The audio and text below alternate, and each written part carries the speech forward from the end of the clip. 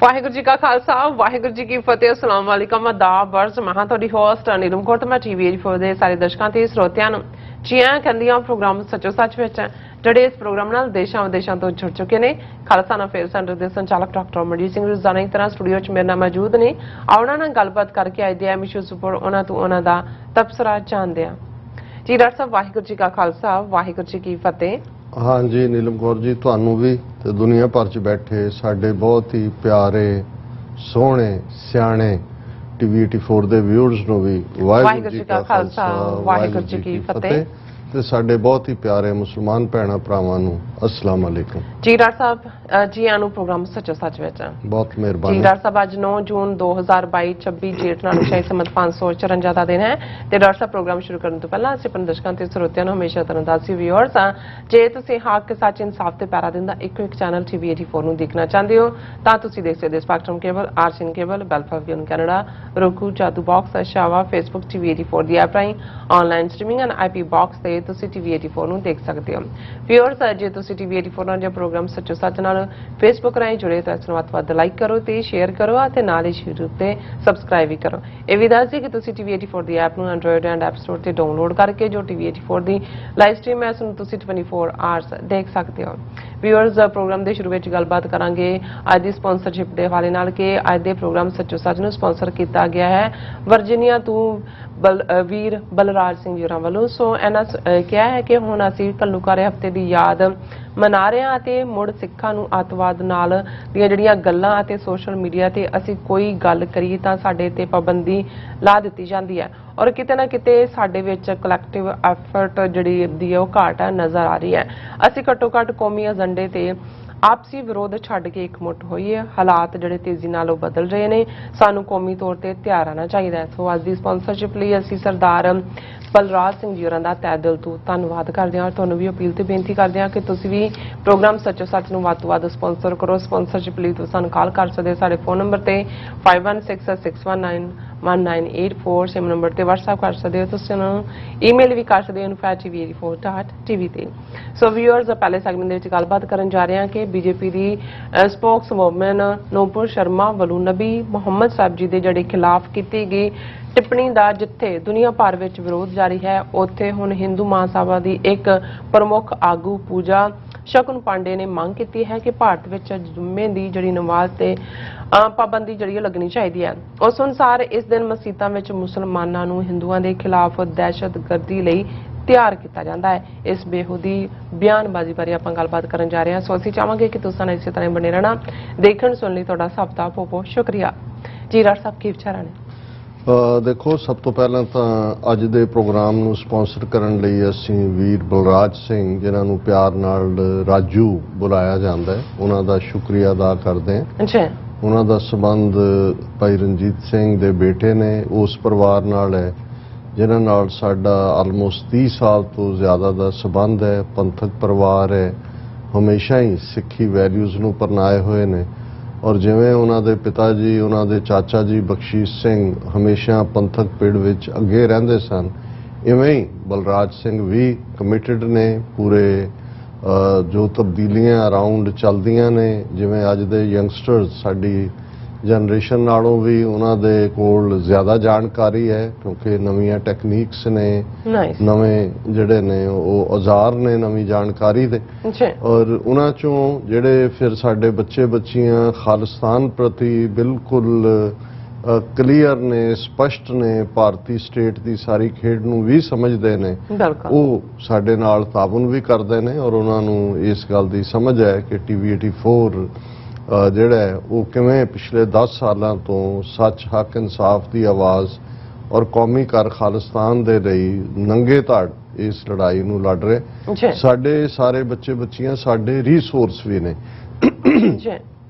ਬਹੁਤ ਵਾਰ ਜਦੋਂ ਤੁਸੀਂ ਵੱਡੇ ਵੱਡੇ ਟੀਵੀ ਚੈਨਲਸ ਜਾਂ ਈਵਨ ਜਿਹੜੇ ਲੋਕਾਂ ਦੇ ਅੱਧੇ ਘੰਟੇ ਦੇ ਪ੍ਰੋਗਰਾਮ ਵੀ ਹੁੰਦੇ ਨੇ ਉਹਨਾਂ ਦੇ ਪਿੱਛੇ ਰਿਸਰਚਰਸ ਦੀ ਵੱਡੀ ਟੀਮ ਹੁੰਦੀ ਹੈ ਫੈਕਟ ਚੈਕਰਸ ਹੁੰਦੇ ਨੇ ਇਨਫੋਰਮੇਸ਼ਨ ਪ੍ਰੋਵਾਈਡ ਕਰਨ ਵਾਲੇ ਹੁੰਦੇ ਨੇ ਸਲਾਈਡਸ ਪ੍ਰਿਪੇਅਰ ਕਰਨ ਵਾਲੇ ਹੁੰਦੇ ਨੇ।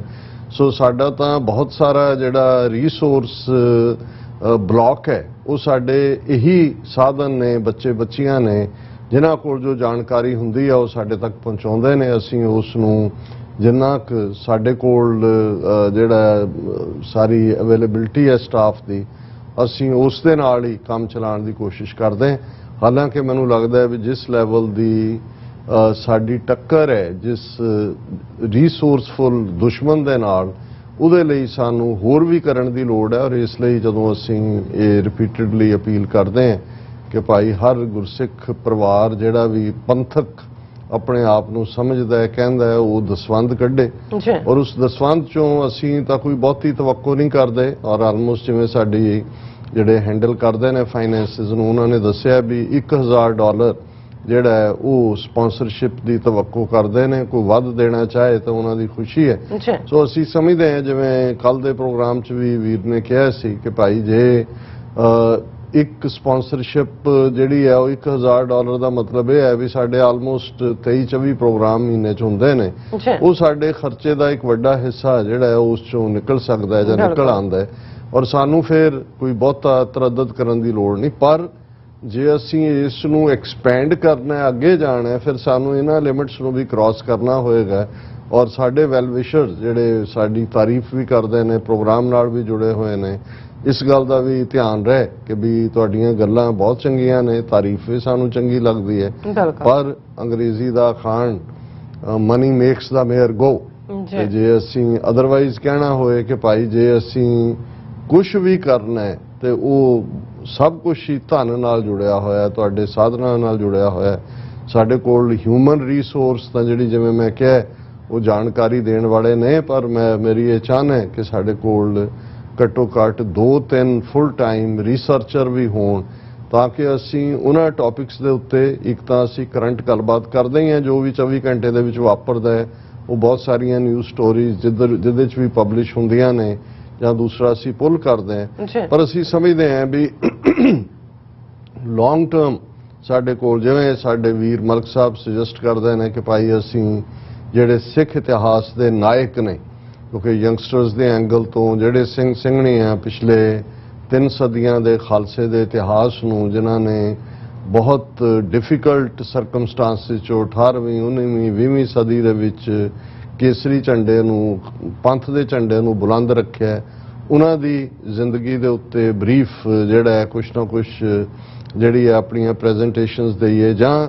ਸਾਡੇ ਕੋਲ ਇਸ ਕਿਸਮ ਦੇ ਯੰਗਸਟਰਸ ਹੋਣ। ਸਾਡੇ ਕੋਲ ਫੁੱਲ ਫਲੈਜ ਪਲੇਟਫਾਰਮ ਹੈ 24 ਘੰਟੇ ਦਾ, ਬਹੁਤ ਸਾਰੇ ਪ੍ਰੋਗਰਾਮ ਜਿਹੜੇ ਨੇ ਅਸੀਂ ਹੋਰ ਵੀ ਅਕਮੋਡੇਟ ਕਰ ਸਕਦੇ ਹਾਂ ਉਹਦੇ ਚੋਂ ਜਿਹੜਾ ਅੱਗੇ। ਔਰ ਅਸੀਂ ਦੇਖਾਂਗੇ ਆਉਣ ਵਾਲੇ ਦਿਨਾਂ 'ਚ ਕਿ ਅਸੀਂ ਕਿਵੇਂ ਵਿਵਿਡਿਟੀ ਵੀ ਲਿਆਉਂਦੇ ਹਾਂ। ਮੇਰੀ ਇਹ ਚਾਹਨਾ ਵੀ ਹੈ ਕਿ ਯੰਗਸਟਰਸ ਇਨਵੋਲਵ ਹੋਣ, ਇੱਕ ਅੱਧਾ ਪ੍ਰੋਗਰਾਮ ਫੁੱਲ ਫਲੈਜਡ ਯੰਗਸਟਰਸ ਹੈਂਡਲ ਕਰ ਸਕਦੇ ਹੋਣ। ਔਰ ਪਹਿਲਾਂ ਤਾਂ ਕੋਵਿਡ ਦੇ ਚੱਲਦੇ ਆ ਬਹੁਤ ਵੱਡਾ ਫੁੱਲ ਸਟਾਪ ਲੱਗਾ, ਪਰ ਅਸੀਂ ਆਉਣ ਵਾਲੇ ਪੀਰੀਅਡ 'ਚ ਇਸ ਦੇ ਵਿੱਚ ਕੋਈ ਹੋਰ ਨਵਾਂ ਰੰਗ ਭਰਨ ਦੀ ਕੋਸ਼ਿਸ਼ ਵੀ ਕਰਾਂਗੇ। ਸੋ ਵੀਰ ਬਲਰਾਜ ਸਿੰਘ ਜੀ ਦਾ ਬਹੁਤ ਬਹੁਤ ਸ਼ੁਕਰੀਆ। ਅਸੀਂ ਇਹ ਵੀ ਦੱਸ ਦਈਏ ਕਿ ਘੱਲੂਘਾਰਾ ਹਫ਼ਤੇ ਨਾਲ ਸੰਬੰਧਿਤ ਜਿਹੜੇ ਪ੍ਰੋਗਰਾਮ ਨੇ ਉਹਨਾਂ ਦਾ ਸਿਲਸਿਲਾ ਸਿਰਫ 6 ਜਾਂ 7 ਜੂਨ ਤੱਕ ਨਹੀਂ ਸੀ, ਜਿਵੇਂ ਅਸੀਂ ਕੱਲ ਦੱਸਿਆ ਸੀ।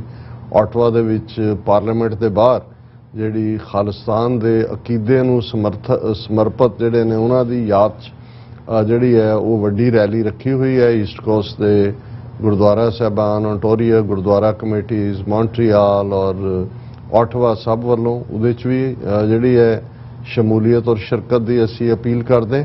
ਔਰ ਜਿਵੇਂ ਸਾਨੂੰ ਗੁਰਦੁਆਰਾ ਸਾਹਿਬ ਰਿਚਮੰਡ ਹਿਲ ਕਲਚਰਲ ਸੁਸਾਇਟੀ ਨਾਲ ਸੰਬੰਧਿਤ ਵੀ ਔਰ ਦੁਆਬਾ ਸਿੱਖ ਐਸੋਸੀਏਸ਼ਨ ਜਿਨ੍ਹਾਂ ਦੀ ਐਡ ਵੀ ਚੱਲ ਰਹੀ ਹੈ, 2 ਪ੍ਰੋਗਰਾਮ ਜਿਹੜੇ ਨੇ ਵੀਕਐਂਡ ਦੇ ਉੱਤੇ ਸੈਚਰਡੇ ਔਰ ਸੰਡੇ, ਇੱਕ ਵਰਲਡ ਸਿੱਖ ਪਾਰਲੀਮੈਂਟ ਈਸਟ ਕੋਸਟ ਸਿੱਖ ਕੋਆਰਡੀਨੇਸ਼ਨ ਕਮੇਟੀ ਦੇ ਸਹਿਯੋਗ ਨਾਲ ਗੁਰਦੁਆਰਾ ਸਿੱਖ ਸੈਂਟਰ ਆਫ ਨਿਊਯਾਰਕ ਜਿਹੜਾ 222 ਜਿਹਨੂੰ ਕਹਿੰਦੇ ਨੇ ਕੁਈਨਜ਼ ਵਿਲੇਜ ਕੁਈਨਜ਼ 'ਚ, ਉਸ ਦੇ ਵਿੱਚ ਇੱਕ ਸੈਮੀਨਾਰ ਜਿਹੜਾ ਕਿ ਗੁਰਦੁਆਰਾ ਸਾਹਿਬ ਦੇ ਦੀਵਾਨ ਹਾਲ ਦੇ ਵਿੱਚ ਹੀ ਹੋਏਗਾ।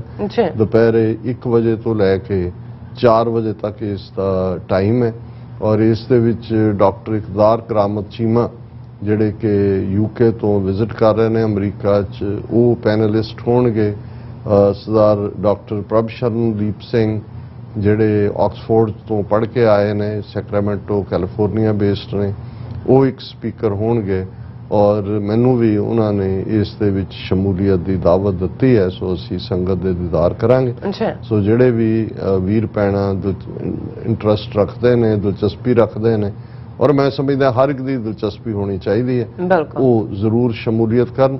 ਔਰ ਫਿਰ ਅਸੀਂ ਤਿੰਨੋਂ ਹੀ ਸਪੀਕਰ ਜਿਹੜੇ ਸੈਮੀਨਾਰ 'ਚ ਵੀ ਹੈ ਉਹ ਗੁਰਦੁਆਰਾ ਰਿਚਮੰਡ ਹਿੱਲ ਮੇਨ ਦੀਵਾਨ ਜਿਹੜਾ ਹੈ 11:30 ਤੋਂ 2 ਵਜੇ ਤੱਕ ਜਿਹੜਾ ਉਹਨਾਂ ਦਾ ਸਟੈਂਡਰਡ ਟਾਈਮ ਹੁੰਦਾ, ਉਸ ਦੇ ਵਿੱਚ ਜਿਹੜਾ ਸ਼ਹੀਦੀ ਘੱਲੂਘਾਰੇ ਨੂੰ ਸਮਰਪਿਤ ਦੀਵਾਨ ਹੋਏਗਾ। ਇਸ ਨੂੰ Doaba Sikh Association Gurdwara Richmond Hill Cultural Society ਦੀ ਪ੍ਰਬੰਧਕ ਕਮੇਟੀ ਦੇ ਸਹਿਯੋਗ ਨਾਲ ਕਰ ਰਹੀ ਹੈ। ਸੋ ਸੈਚਰਡੇ ਔਰ ਸੰਡੇ ਜਿਹੜੇ ਦੋਵੇਂ ਦਿਨ ਜਿਹੜੇ ਹਾਜ਼ਰ ਹੋ ਸਕਣ ਬਹੁਤ ਚੰਗਾ ਲੱਗੇਗਾ। ਜਿਹੜੇ ਪ੍ਰਬੰਧ ਕਰਦੇ ਨੇ ਉਹਨਾਂ ਦਾ ਵੀ ਹੌਸਲਾ ਵੱਧਦਾ ਹੈ, ਪਰ ਜਿਹੜੇ ਕੋਈ ਸੈਚਰਡੇ ਨਹੀਂ ਵੀ ਆ ਸਕਦੇ ਉਹ ਸੰਡੇ ਆਓ, ਜਿਨ੍ਹਾਂ ਦਾ ਕੋਈ ਸੰਡੇ ਕਿਤੇ ਹੋਰ ਬਿਜ਼ੀ ਹੈ ਉਹ ਸੈਚਰਡੇ ਆਓ।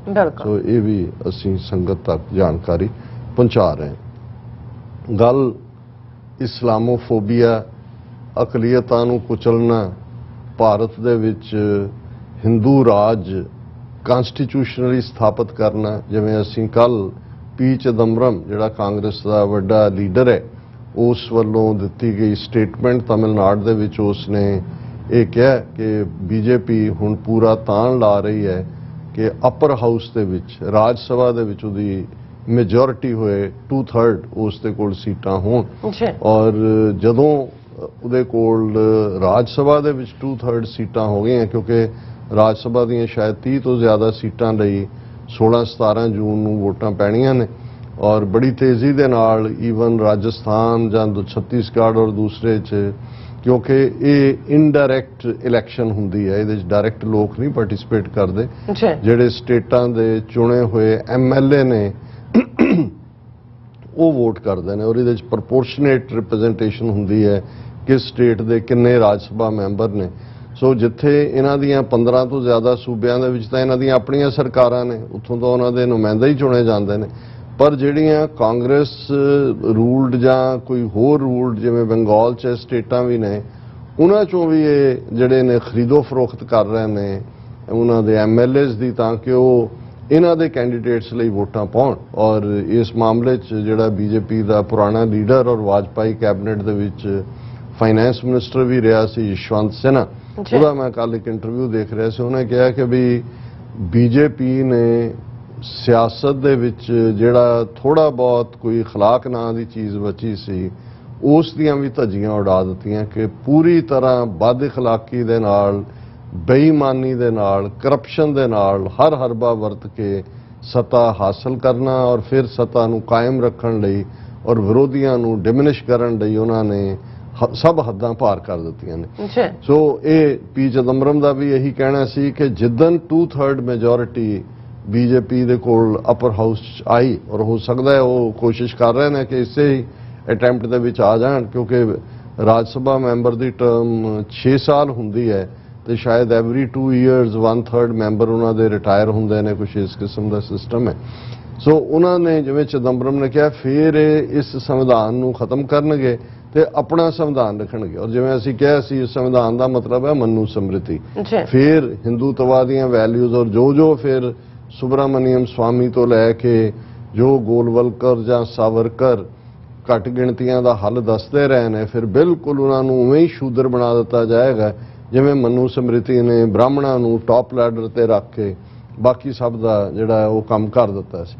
ਹੁਣ ਜਿਵੇਂ ਅਸੀਂ ਅੱਗੇ ਵੀ ਵਿਚਾਰ 'ਚ ਕਿਹਾ ਸੀ ਕਿ RSS ਔਰ ਉਹਨਾਂ ਦਾ ਜਿਹਨੂੰ ਇਹ ਸੰਘ ਪਰਿਵਾਰ ਕਹਿੰਦੇ ਨੇ, ਸਭ ਤੋਂ ਆਰਗੇਨਾਈਜ਼ਡ ਡਿਸਪਲਿਨਡ ਜਮਾਤ ਹੈ।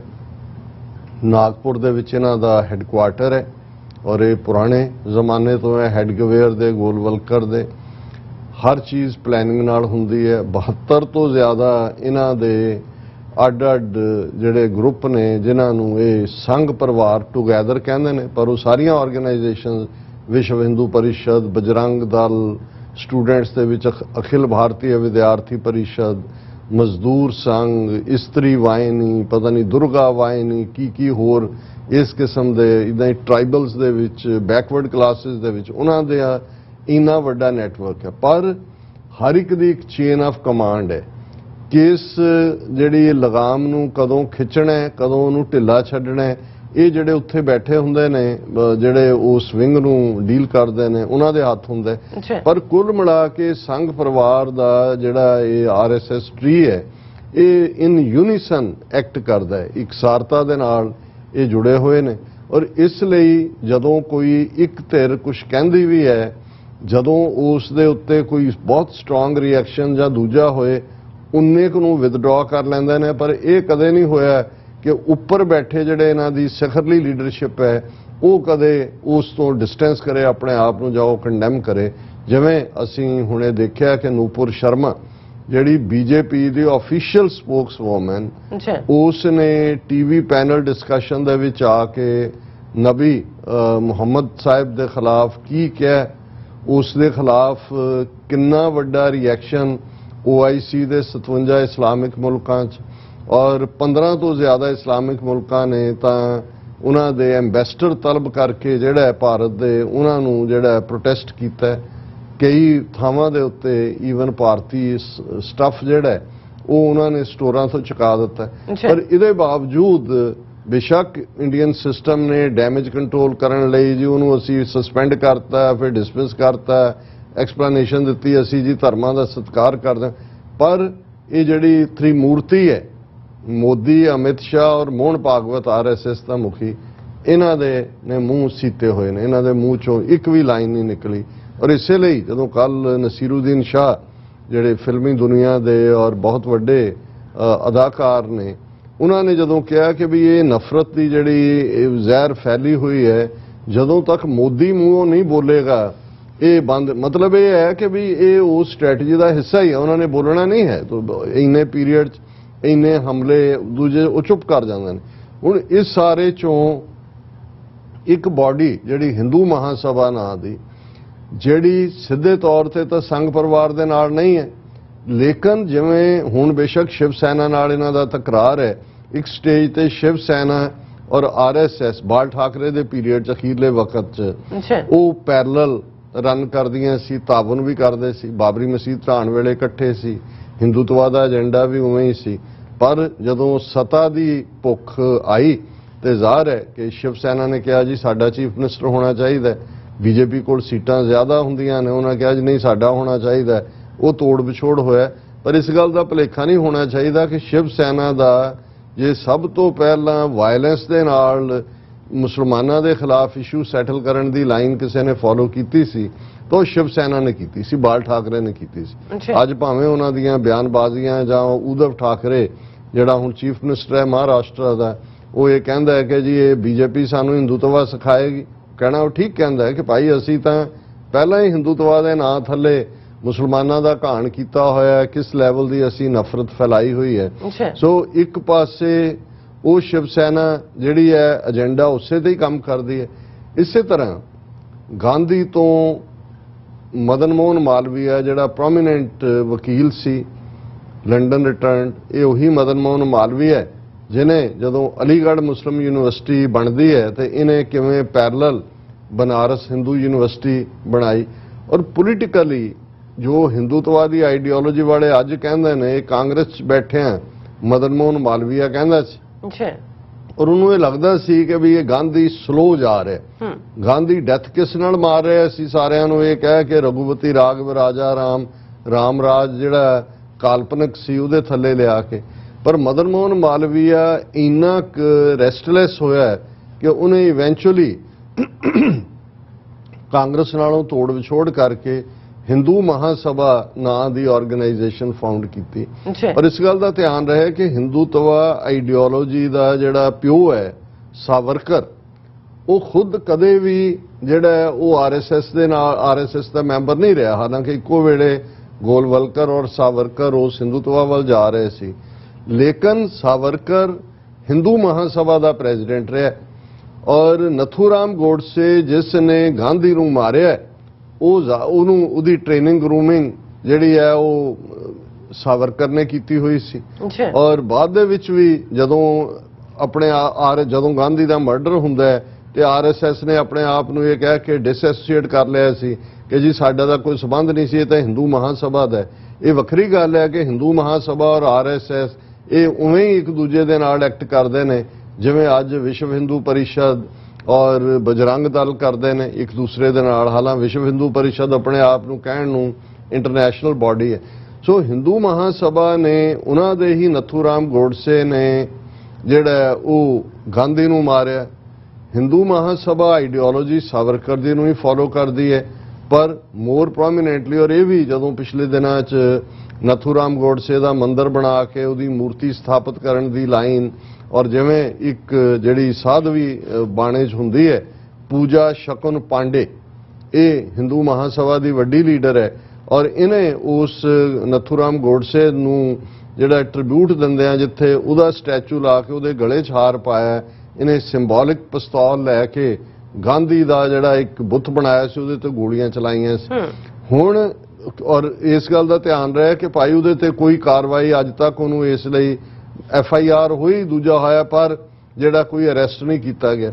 ਹੁਣ ਜਦੋਂ ਕਿ ਨੂਪੁਰ ਸ਼ਰਮਾ ਦੇ ਉਸ ਕਿਸਮ ਦੇ ਜਿਹੜਾ ਬਿਲਕੁਲ ਭਾਵਨਾਵਾਂ ਨੂੰ ਭੜਕਾਉਣ ਵਾਲੇ, ਦਿਲਾਂ ਨੂੰ ਵਲੂੰਦਰਨ ਵਾਲੇ ਬਿਆਨ ਜੋ ਨਬੀ ਮੁਹੰਮਦ ਸਾਹਿਬ ਦੇ ਖਿਲਾਫ ਦਿੱਤੇ, ਅਜੇ ਤਾਂ ਉਸ ਦਾ ਰਿਐਕਸ਼ਨ ਹੀ ਚੱਲ ਰਿਹਾ ਹੈ ਸਾਰੇ ਪਾਸੇ। ਔਰ ਕਾਫੀ ਜਿਹੜਾ ਈਵਨ ਪਾਕਿਸਤਾਨ ਦੇ ਵਿੱਚ ਵੀ ਇਸ ਦੇ ਉੱਤੇ ਜਿਹੜੇ ਨੇ ਵੱਡੇ ਪ੍ਰੋਟੈਸਟ ਹੋਏ ਨੇ। ਈਵਨ ਕਰਾਚੀ ਦੇ ਵਿੱਚ ਇੱਕ ਮੰਦਰ ਵੀ ਨੁਕਸਾਨਿਆ ਗਿਆ, ਔਰ ਆਉਣ ਵਾਲੇ ਦਿਨਾਂ 'ਚ ਹੋਰ ਵੀ ਸ਼ਹਿਰਾਂ ਦੇ ਵਿੱਚ ਅੱਡ-ਅੱਡ ਜਿਹੜੀਆਂ ਪਾਕਿਸਤਾਨ ਦੀਆਂ ਮਜ਼ਹਬੀ ਆਰਗੇਨਾਈਜੇਸ਼ਨਸ ਨੇ ਉਹਨਾਂ ਨੇ ਕਾਲ ਦਿੱਤੀ ਹੈ। ਬਾਕੀ ਦੁਨੀਆ 'ਚ ਈਰਾਨ ਨੇ ਇਹਦੇ 'ਚ ਬਿਟਰੇ ਕੀਤਾ। ਈਰਾਨ ਨੇ ਕਿਹਾ ਜੀ ਅਸੀਂ ਸੰਤੁਸ਼ਟ ਹਾਂ ਕਿਉਂਕਿ ਸਾਡੀ ਤਸੱਲੀ ਹੋ ਗਈ ਹੈ ਵੀ ਉਹਨੂੰ ਨੂਪੁਰ ਸ਼ਰਮਾ ਨੂੰ ਔਰ ਨੂੰ ਨਵੀਨ ਜਿੰਦਲ ਨੂੰ ਉਹਨਾਂ ਨੇ ਸਸਪੈਂਡ ਕਰ ਦਿੱਤਾ। ਮੈਂ ਸਮਝਦਾ ਵੀ ਇਹ ਘਟੀਆ ਅਗੇਨ ਸਭ ਤੋਂ ਜ਼ਿਆਦਾ ਜਿਹੜਾ ਹੈ ਪਹਿਲਾ ਰਿਐਕਸ਼ਨ ਤਹਿਰਾਨ ਦਾ ਸੀ। ਉਹਨਾਂ ਨੇ ਕਿਹਾ ਸੀ ਕਿ ਜਿਹਨੇ ਇਹ ਕਿਹਾ ਉਹਨੂੰ ਉਹਦੀ ਢੁਕਵੀਂ ਸਜ਼ਾ ਦਿੱਤੀ ਜਾਏਗੀ। ਉਹ ਇਵੇਂ ਹੀ ਲੱਗਦਾ ਸੀ ਕਿ ਜਿਵੇਂ ਸਲਮਾਨ ਰਸ਼ਦੀ ਦਾ ਖਿਲਾਫ ਜਿਹਨੇ ਜਿਹੜੀ ਹੈ ਸਥਾਨਕ ਵਰਸਸ ਲਿਖੀ ਫਤਵਾ ਈਰਾਨ ਨੇ ਦਿੱਤਾ ਸੀ, ਉਹ ਅੱਜ ਤੱਕ ਵੀ ਕਾਇਮ ਹੈ ਫਤਵਾ। ਲੇਕਿਨ ਇੱਥੇ ਤਾਂ ਉਹਨਾਂ ਨੇ 72 ਘੰਟੇ ਨਹੀਂ ਲਾਏ ਔਰ ਉਹਨਾਂ ਦਾ ਡਿਪਟੀ ਫਾਰਨ ਮਿਨਿਸਟਰ ਜਿਹੜਾ ਉਹ ਉੱਥੇ ਪਹੁੰਚ ਜਾਂਦਾ ਇੰਡੀਆ 'ਚ, ਔਰ ਉਹ ਕਹਿੰਦਾ ਜੀ ਅਸੀਂ ਸੰਤੁਸ਼ਟ ਹਾਂ। ਪਰ ਇਸਲਾਮਿਕ ਵਰਲਡ ਦੇ ਵਿੱਚ ਇਸ ਨੂੰ ਲੈ ਕੇ ਬਹੁਤ ਗੁੱਸਾ ਹੈ, ਔਰ ਇਹ ਕਾਫੀ ਪੋਸੀਬਲ ਹੈ ਕਿ OIC ਇਸ ਇਸ਼ੂ ਨੂੰ ਈਵਨ ਯੂਨਾਈਟਿਡ ਨੇਸ਼ਨਸ ਦੇ ਵਿੱਚ ਵੀ ਲੈ ਕੇ ਆਏ, ਕਿਉਂਕਿ ਆਲਰੇਡੀ ਯੂਨਾਈਟਿਡ ਨੇਸ਼ਨਸ ਦਾ ਇਸਲਾਮੋਫੋਬੀਆ ਦੇ ਉੱਤੇ ਰੈਜ਼ੋਲੂਸ਼ਨ ਹੈ ਜਿਹੜਾ ਇਮਰਾਨ ਖਾਨ ਹਕੂਮਤ ਦੇ ਵੇਲੇ ਉਹਨਾਂ ਨੇ ਐਫਰਟ ਕਰਕੇ ਸਾਰੇ ਮੁਸਲਮਾਨ ਮੁਲਕਾਂ ਨੂੰ ਇੱਕ ਝੰਡੇ ਥੱਲੇ ਲਿਆ ਕੇ ਪਾਸ ਕਰਵਾਇਆ।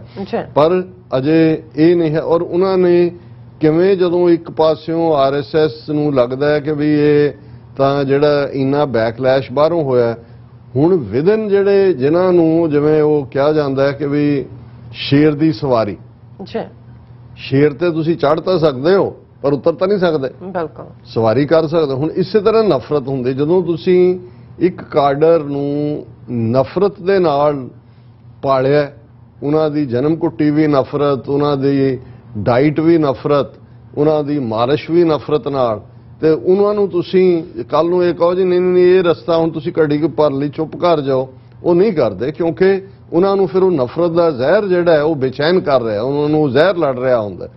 ਹੁਣ ਉਹਨਾਂ ਨੂੰ ਕਿਉਂਕਿ BJP ਦੀ ਇਹ ਮਜਬੂਰੀ ਬਣ ਗਈ ਉਹਨੂੰ ਜਿਹੜਾ ਦੋਨਾਂ ਨੂੰ ਸਸਪੈਂਡ ਕਰਨਾ, ਤੇ ਵਿਦਨ ਜਿਹੜਾ ਹਿੰਦੂ ਕਾਡਰ ਹੈ ਇਹਨਾਂ ਦੇ ਉਹ ਇਸ ਵੇਲੇ ਬੜਾ ਤਿਲ ਮਿਲਾ ਰਿਹਾ, ਉਹ ਆਪਣੀ ਲੀਡਰਸ਼ਿਪ ਦੇ ਉੱਤੇ ਵੀ ਜਿਹੜਾ ਉਹ ਫਬਤੀਆਂ ਕੱਸ ਰਿਹਾ। ਹੁਣ ਇਹਨੂੰ ਕਰਨ ਦੇ ਲਈ ਉਹਨਾਂ ਨੇ ਜਦੋਂ ਪ੍ਰੈਸ਼ਰ ਇੱਕ ਪਾਸੇ ਬਿਲਟ ਹੁੰਦਾ, ਉਹਨਾਂ ਨੇ ਕਿਹਾ ਜੀ ਪ੍ਰੈਸ਼ਰ ਰਿਲੀਜ਼ ਕਰਨ ਦੇ ਲਈ ਦੂਜਾ ਵਾਲਵ ਖੋਲ ਦਿਓ।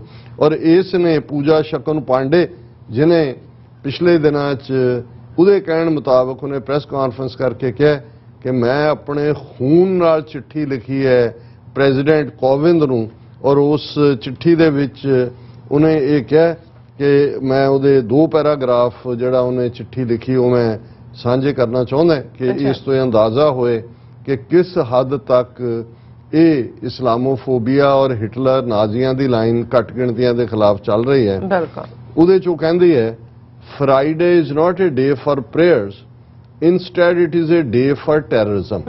Friday ਕਿਉਂਕਿ ਜੁਮੇ ਦੀ ਨਮਾਜ਼ ਜਿਹੜੀ ਹੈ ਫਰਾਈਡੇ ਪਬਲਿਕ ਹੁੰਦਾ ਔਰ ਖੁਤਬਾ ਵੀ ਹੁੰਦਾ ਕਿ ਵੀ ਇਹ ਜਿਹੜੀ ਹੈ ਉਹ ਪ੍ਰੇਅਰ ਨਹੀਂ ਹੈ, ਇਹ ਦਹਿਸ਼ਤਗਰਦੀ ਵਾਲਾ ਦਿਨ ਹੈ। The Friday congregations by Muslims are not for worship but for the genocide of non-Muslims, loot, arson and sexual harassment. ਕਿ ਇਹ ਜਿਹੜਾ ਦਿਨ ਹੈ ਇਹ ਤਾਂ ਹਿੰਦੂਆਂ ਦੀ ਨਸਲਕੁਸ਼ੀ, ਉਹਨਾਂ ਲੁੱਟ ਖੋਹ ਔਰ ਜਿਹੜਾ ਸੈਕਸ਼ੁਅਲੀ ਹਿੰਦੂਆਂ ਨੂੰ ਹਰਾਸ ਕਰਨ ਦੀ ਲਾਈਨ ਹੈ। ਦੇਖੋ hence the Akhil Bharat Hindu Mahasabha presents the following demands before you. ਹੁਣ ਇਹ ਜਿਹੜਾ ਲੈਟਰ ਹੈ ਉਹ ਅਫੀਸ਼ੀਅਲੀ ਹਿੰਦੂ ਮਹਾਸਭਾ ਦੇ ਬਿਹਾਫ ਦੇ ਉੱਤੇ ਉਹ ਪ੍ਰੈਜ਼ੀਡੈਂਟ ਨੂੰ ਲਿਖ ਰਹੀ ਹੈ ਕਿ on ਫਰਾਈਡੇਜ਼ the entry of Muslims in small mosques should be restricted only to 10 Muslims while 25 Muslims should be allowed in bigger ones। कि भाई सिर्फ छोटियां मसीतां 10 मुसलमानां नूं इजाजत होए जुम्मे दी नमाज दी और वड्डियां दे विच 25 नूं। अच्छा mass prayers should be immediately banned कि ये जड़ियां ईदगाह दे विच और दूसरे वड्डी गिणती च मुसलमान इस दे ते पाबंदी लाओ। Mosques where there are riots and conspiracies on Fridays should be demolished with bulldozers। कि जिथे जिन्हां मसीतां और दूसरियां दे विच साजिश कीती जांदी है जां दंगे हुंदे ने उन्हां नूं बुलडोजर्स दे नाल ढा दित्ता जाए। और ये उही जिहड़ी माई है जिसने इस किस्म दा नफरत दा पूजा शकुन पांडे ये हरिद्वार दी धर्म संसद दे विच सो कॉल्ड धर्म संसद जिथे मुसलमानां दी नस्लकुशी दी कॉल दित्ती गई सी उहदे च क्योंकि ये ना सिर्फ हिंदू महासभा दी वड्डी लीडर है जिहड़े 12 या 14 वड्डे अखाड़े हरिद्वार दे विच साधु संत अखाड़े उन्हां नूं कहंदे ने उन्हां दे विच एक महामंडलेश्वर है। उस महामंडलेश्वर ये हैगी है निरंजनी अखाड़ है एक उन्हां चों निरंजनी अखाड़ है उदी महामंडलेश्वर है। मतलब है भी उदी इंचार्ज है और उस धर्म संसद च उन्हें महामंडलेश्वर की हैसीयत च निरंजनी अखाड़े दे बिहाफ ते जो गल कही सी उदे च उन्हें कहा सी where call to kills Muslim was made और उदे च उन्हें कहा सी nothing is possible without weapons कि हथियारां बिना कुछ नहीं संभव। If you want to eliminate Muslim population then kill them कि जे तुसी उन्हां दी आबादी नूं खत्म करना है मार दिओ। Be ready to kill and be ready to go to jail मारन लई और जेल जान लई तैयार हो। Even if 100 of us are ready to kill 20 lakhs of them Muslims then we will be victorious and go to jail। कि जे असी 100 भी तैयार हो जाइए कि असी 20 लाख मुसलमानां नूं मारना है फिर भी असी जेतू होवांगे जेतू होके जेल जावांगे। Like Nathuram Godse I am ready to be maligned, but I'll pick up arms to defend my Hindutva from every demon who is a threat to my religion। भावें नथुराम गोडसे वांग मैनू जो मर्जी मिलाइन बदनाम करो पर मैं हथियार चुकांगी और मैं जिहड़ी अपने धर्म दे उत्ते जिहड़ा उस दे खिलाफ जिहड़े राक्षस ने डीमन उन्हां दा मुकाबला करांगी। और फिर उन्हें ईवन औरतां नूं अगों होर भड़कांदे हैं कि today is the time when women need to take swords in one hand along with बेलन on the other कि एक हाथ तलवार एक वेलना। I request my mothers to not become the weakness of their sons but instead become their strength। Tell them if a dharma is happening anywhere I'll come with you to cut them up। There won't be any cases but only a little inconvenience for some days। Call us, we will be there। उन्होंने कहा case कुछ कोई नहीं बढ़नगे थोड़ी बहुत inconvenience होएगी तो असीं तुहानू जिहड़ा वो डिफेंड करांगे। सो ये उस मुल्क दे विच हालात ने जिस नूं लार्जेस्ट डेमोक्रेसी कहा जाता है और इस नूं ये तां RSS दी लाइन है।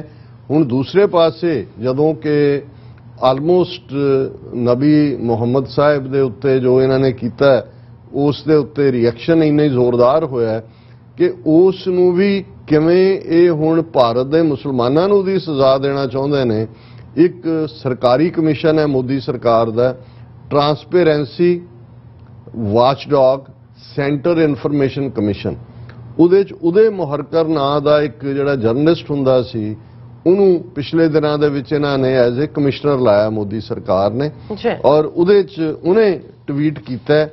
उन्हें कहा कि there is anti national activity. उन्हें कहा कि भी हुण ये वक्त आ गया कि charge those who instigated Islamic Nations against India with treason. Information commissioner Moharkar कि जेड़े भारत विचले मुसलमानां ने प्रोटेस्ट किया इस बयान दे उत्ते जो उन्हें नूपुर शर्मा ने कहा जिहदी बदौलत बाहरले मुल्कां ने जिहड़ा वो भारत नूं आंसरेबल बनाया ਉਹਨਾਂ ਦੇ ਉੱਤੇ ਗਦਾਰੀ ਦਾ ਪਰਚਾ ਦਰਜ ਕੀਤਾ। ਟ੍ਰੀਜ਼ਨ ਹੁੰਦਾ ਗਦਾਰੀ, ਕਿ ਉਹਨਾਂ ਨੂੰ ਗਦਾਰੀ ਦੇ ਥੱਲੇ ਜਿਹੜਾ ਉਹ ਫੜਿਆ ਜਾਏ। ਔਰ ਇਹ ਕਿਉਂਕਿ ਐਂਟੀ ਨੈਸ਼ਨਲ ਐਕਟੀਵਿਟੀ ਹੈ, even their property could be attached by enacting a law, ਕਿ ਉਹਨਾਂ ਨੂੰ ਗਦਾਰੀ ਦੇ ਜਿਹੜਾ ਸੈਡੀਸ਼ਨ ਦੇ ਥੱਲੇ ਟ੍ਰੈਚਰਸ ਦੇ ਥੱਲੇ ਗ੍ਰਿਫਤਾਰ ਕਰੋ ਔਰ ਉਹਨਾਂ ਦੀਆਂ ਜਾਇਦਾਦਾਂ ਵੀ ਜ਼ਬਤ ਕਰੋ। ਔਰ ਈਵਨ ਆਲਰੇਡੀ ਦਿੱਲੀ ਪੁਲਿਸ ਨੇ ਜਿੱਥੇ ਇਹ ਦੱਸਣ ਲਈ ਕਿ ਨੂਪੁਰ ਸ਼ਰਮਾ ਔਰ ਫਲਾਣੇ ਅਸੀਂ ਕੇਸ ਰਜਿਸਟਰ ਕੀਤਾ ਹੈ, ਉੱਥੇ ਉਹਨਾਂ ਨੇ ਪ੍ਰੋਮਿਨੈਂਟ ਜਰਨਲਿਸਟ ਸਭਾ ਨਕਵੀ, ਮਿਸਟਰ ਓਬੈਸੀ, ਉਹਨਾਂ ਦੇ ਖਿਲਾਫ ਵੀ ਸੋਸ਼ਲ ਮੀਡੀਆ ਤੇ ਹੇਟਰਡ ਫਲਾਣ ਦੇ ਕੇਸ ਦਰਜ ਕੀਤੇ ਨੇ। ਸੋ ਮਤਲਬ ਮਾਹੌਲ ਉੱਥੇ ਇਸ ਵੇਲੇ ਇੰਨਾ ਜ਼ਹਿਰੀਲਾ ਹੈ, ਇੰਨਾ ਵੈਨਮਸ ਹੈ ਕਿ ਕਿਸੇ ਵੇਲੇ ਵੀ ਕੁਝ ਵੀ ਹੋ ਸਕਦਾ ਹੈ ਔਰ ਬਾਹਰ ਕੋਈ ਖਬਰ ਤੱਕ ਵੀ ਨਹੀਂ ਨਿਕਲੇਗੀ, ਕਿਉਂਕਿ ਇਹਨਾਂ ਦਾ ਜਿਹੜਾ ਫੇਕ ਨਿਊਜ਼ ਦਾ, ਇਹਨਾਂ ਦਾ ਗੋਦੀ ਮੀਡੀਆ, ਇਹਨਾਂ ਦਾ ਆਈਟੀ ਸੈਕਟਰ ਤੇ ਪੂਰਾ ਕੰਟਰੋਲ, ਇਹਨਾਂ ਦਾ ਫੇਸਬੁੱਕ ਔਰ YouTube ਦੇ ਉੱਤੇ ਪੂਰੀ ਇਹਨਾਂ ਦੀ ਹਿੱਸੇਦਾਰੀ ਔਰ ਕੰਟਰੋਲ, ਉਹ ਉੱਥੋਂ ਹਕੀਕਤ ਨੂੰ ਕਦੇ ਵੀ ਬਾਹਰ ਨਹੀਂ ਨਿਕਲਣ ਦੇਣਗੇ। ਬਿਲਕੁਲ ਰਾਠ ਸਾਹਿਬ, ਤੁਹਾਡਾ ਬਹੁਤ ਬਹੁਤ ਸ਼ੁਕਰੀਆ। ਤੁਸੀਂ ਆਪਣੇ ਵਿਚਾਰ ਸਾਡੇ ਦਰਸ਼ਕਾਂ ਨਾਲ ਸਾਂਝੇ ਕੀਤੇ ਨੇ। ਇਸ ਵਕਤ ਲੈਣੇ ਬ੍ਰੇਕ, ਔਰ ਬ੍ਰੇਕ ਤੇ ਜਾਣ ਤੋਂ ਪਹਿਲਾਂ ਅਸੀਂ ਆਪਣੇ ਦਰਸ਼ਕਾਂ ਤੇ ਸਰੋਤਿਆਂ ਨੂੰ ਅਪੀਲ ਤੇ ਬੇਨਤੀ ਕਰਦੇ ਵਿਊਅਰਸ ਆ, ਜਿਸ ਤਰ੍ਹਾਂ ਕਿ ਤੁਸੀਂ ਜਾਣਦੇ ਹੋ ਕਿ TV 80 ਹੋਰ ਹੱਕ ਸੱਚ ਇਨਸਾਫ ਦੀ ਜਿਹੜੀ ਆਵਾਜ਼ ਹੈ ਉਹ ਬੁਲੰਦ ਕਰ ਰਿਹਾ ਹੈ। ਇਹ ਆਵਾਜ਼ ਤੁਹਾਡੇ ਪਿਆਰ ਸਦਕਾ, ਤੁਹਾਡੇ ਵਿਸ਼ਵਾਸ ਸਦਕਾ, ਤੁਹਾਡੇ ਡੋਨੇਸ਼ਨ ਸਦਕਾ ਹੀ ਹੋ ਸਕਦੀ ਹੈ। ਸੋ ਅਸੀਂ ਚਾਹਾਂਗੇ ਕਿ ਤੁਸੀਂ TV 84 ਦੀ ਚੜ੍ਹਦੀ ਕਲਾ ਲਈ ਵੱਧ ਤੋਂ ਵੱਧ ਡੋਨੇਟ ਕਰੋ। ਡੋਨੇਟ ਕਰਨ ਲਈ ਸਾਡੀ ਵੈਬਸਾਈਟ tv84.tv ਤੇ ਜਾ ਕੇ ਪੇਪਲ ਦੀ ਵਰਤੋਂ ਕਰਕੇ ਵਨ ਟਾਈਮ ਡੋਨੇਟ ਕਰ ਸਕਦੇ ਹੋ, ਮੰਥਲੀ ਡੋਨੇਟ ਵੀ ਕਰ ਸਕਦੇ ਹੋ। ਤੁਸੀਂ TV 84 ਦੇ ਨਾਮ ਤੇ ਚੈੱਕ ਬਣਾ ਕੇ ਸਾਨੂੰ ਮੇਲ ਵੀ ਕਰ ਸਕਦੇ ਹੋ ਸਾਡੇ ਇਸ ਪਤੇ ਤੇ 36-01 37th Avenue, Long Island City, New York 11101 USA, ਜਾਂ ਫਿਰ ਤੁਸੀਂ ਸਾਨੂੰ ਫੋਨ ਰਾਹੀਂ ਵੀ ਸੰਪਰਕ ਕਰ ਸਕਦੇ ਹੋ ਸਾਡੇ ਫੋਨ ਨੰਬਰ ਤੇ 5166619184। ਤੁਸੀਂ ਸਾਨੂੰ ਈਮੇਲ ਵੀ ਕਰ ਸਕਦੇ ਹੋ info@tv84.tv ਤੇ। ਅਸੀਂ ਤੁਹਾਡੇ ਤਹਿ ਦਿਲ ਤੋਂ ਸ਼ੁਕਰਗੁਜ਼ਾਰ ਹੋਵਾਂਗੇ। ਸੋ ਇੱਥੇ ਲੈਣੇ ਬ੍ਰੇਕ ਵਿਊਅਰਸ, ਤੋਂ ਸਾਨੂੰ ਇਸੇ ਤਰ੍ਹਾਂ ਬਣੇ ਰਹਿਣਾ। ਮਿਲਦੇ ਹਾਂ ਛੋਟੇ ਜਿਹੇ ਬ੍ਰੇਕ ਤੋਂ ਬਾਅਦ।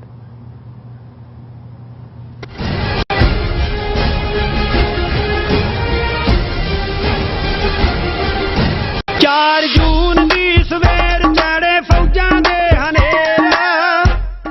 ਸ਼ਹੀਦ ਸੰਤ ਗਿਆਨੀ ਜਰਨੈਲ ਸਿੰਘ ਜੀ ਖਾਲਸਾ ਭਿੰਡਰਾਂਵਾਲੇ ਅਤੇ ਘੱਲੂਘਾਰਾ ਜੂਨ 1984 ਦੇ ਸਮੂਹ ਸ਼ਹੀਦਾਂ ਦੀ ਯਾਦ ਵਿੱਚ Sikh Cultural Society Richmond Hill, New York ਵਿਖੇ 12 ਜੂਨ ਦਿਨ ਐਤਵਾਰ ਨੂੰ ਮਹਾਨ ਸ਼ਹੀਦੀ ਸਮਾਗਮ ਕਰਵਾਏ ਜਾ ਰਹੇ ਹਨ। ਸਵੇਰੇ 9:30 ਵਜੇ ਅਖੰਡ ਪਾਠ ਸਾਹਿਬ ਦੇ ਭੋਗ ਪਾਏ ਜਾਣਗੇ, ਜਿਸ ਤੋਂ ਉਪਰੰਤ ਸ਼ਹੀਦਾਂ ਦੀ ਯਾਦ ਵਿੱਚ ਦੀਵਾਨ ਸਜਾਏ ਜਾਣਗੇ, ਜਿਨ੍ਹਾਂ ਵਿੱਚ ਪੰਜ ਪ੍ਰਸਿੱਧ ਰਾਗੀ ਢਾਡੀ ਜਥੇ ਸੰਗਤਾਂ ਨੂੰ ਗੁਰਬਾਣੀ ਅਤੇ ਇਤਿਹਾਸ ਨਾਲ ਜੋੜਨਗੇ। ਦੀਵਾਨਾਂ ਵਿੱਚ ਖਾਸ ਤੌਰ ਤੇ ਡਾਕਟਰ ਇਕਤਦਾਰ ਚੀਮਾ, ਡਾਕਟਰ ਅਮਰਜੀਤ ਸਿੰਘ ਅਤੇ ਭਾਈ ਪ੍ਰਭ ਸ਼ਰਨਦੀਪ ਸਿੰਘ ਪੰਥਕ ਵਿਚਾਰਾਂ ਦੀ ਸਾਂਝ ਪਾਉਣਗੇ।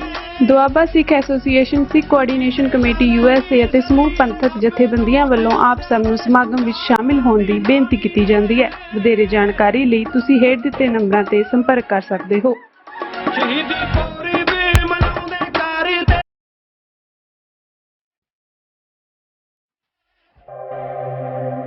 ਖਾਲਿਸਤਾਨ ਰੈਫਰੈਂਡਮ ਦੀਆਂ ਵੋਟਾਂ ਦਾ ਇਟਲੀ ਵਿਖੇ ਚੌਥਾ ਸੈਂਟਰ। ਬਾਰੀ ਵਿਖੇ ਖਾਲਿਸਤਾਨ ਰੈਫਰੈਂਡਮ ਦੀਆਂ ਵੋਟਾਂ 12 ਜੂਨ ਦਿਨ ਐਤਵਾਰ ਨੂੰ ਗੁਰਦੁਆਰਾ ਸਿੰਘ ਸਭਾ ਸਾਨੀ ਕਾਂਦਰੋ ਦੀ ਬਾਰੀ, ਇਟਲੀ ਵਿਖੇ ਸਵੇਰੇ 9 ਵਜੇ ਤੋਂ ਲੈ ਕੇ ਸ਼ਾਮ ਦੇ 3 ਵਜੇ ਤੱਕ ਪੈਣਗੀਆਂ। ਹੋਰ ਜਾਣਕਾਰੀ ਲਈ ਸੰਪਰਕ ਕਰ ਸਕਦੇ ਹੋ +39 350 954 0811 ਜਾਂ +39 327 583 0424।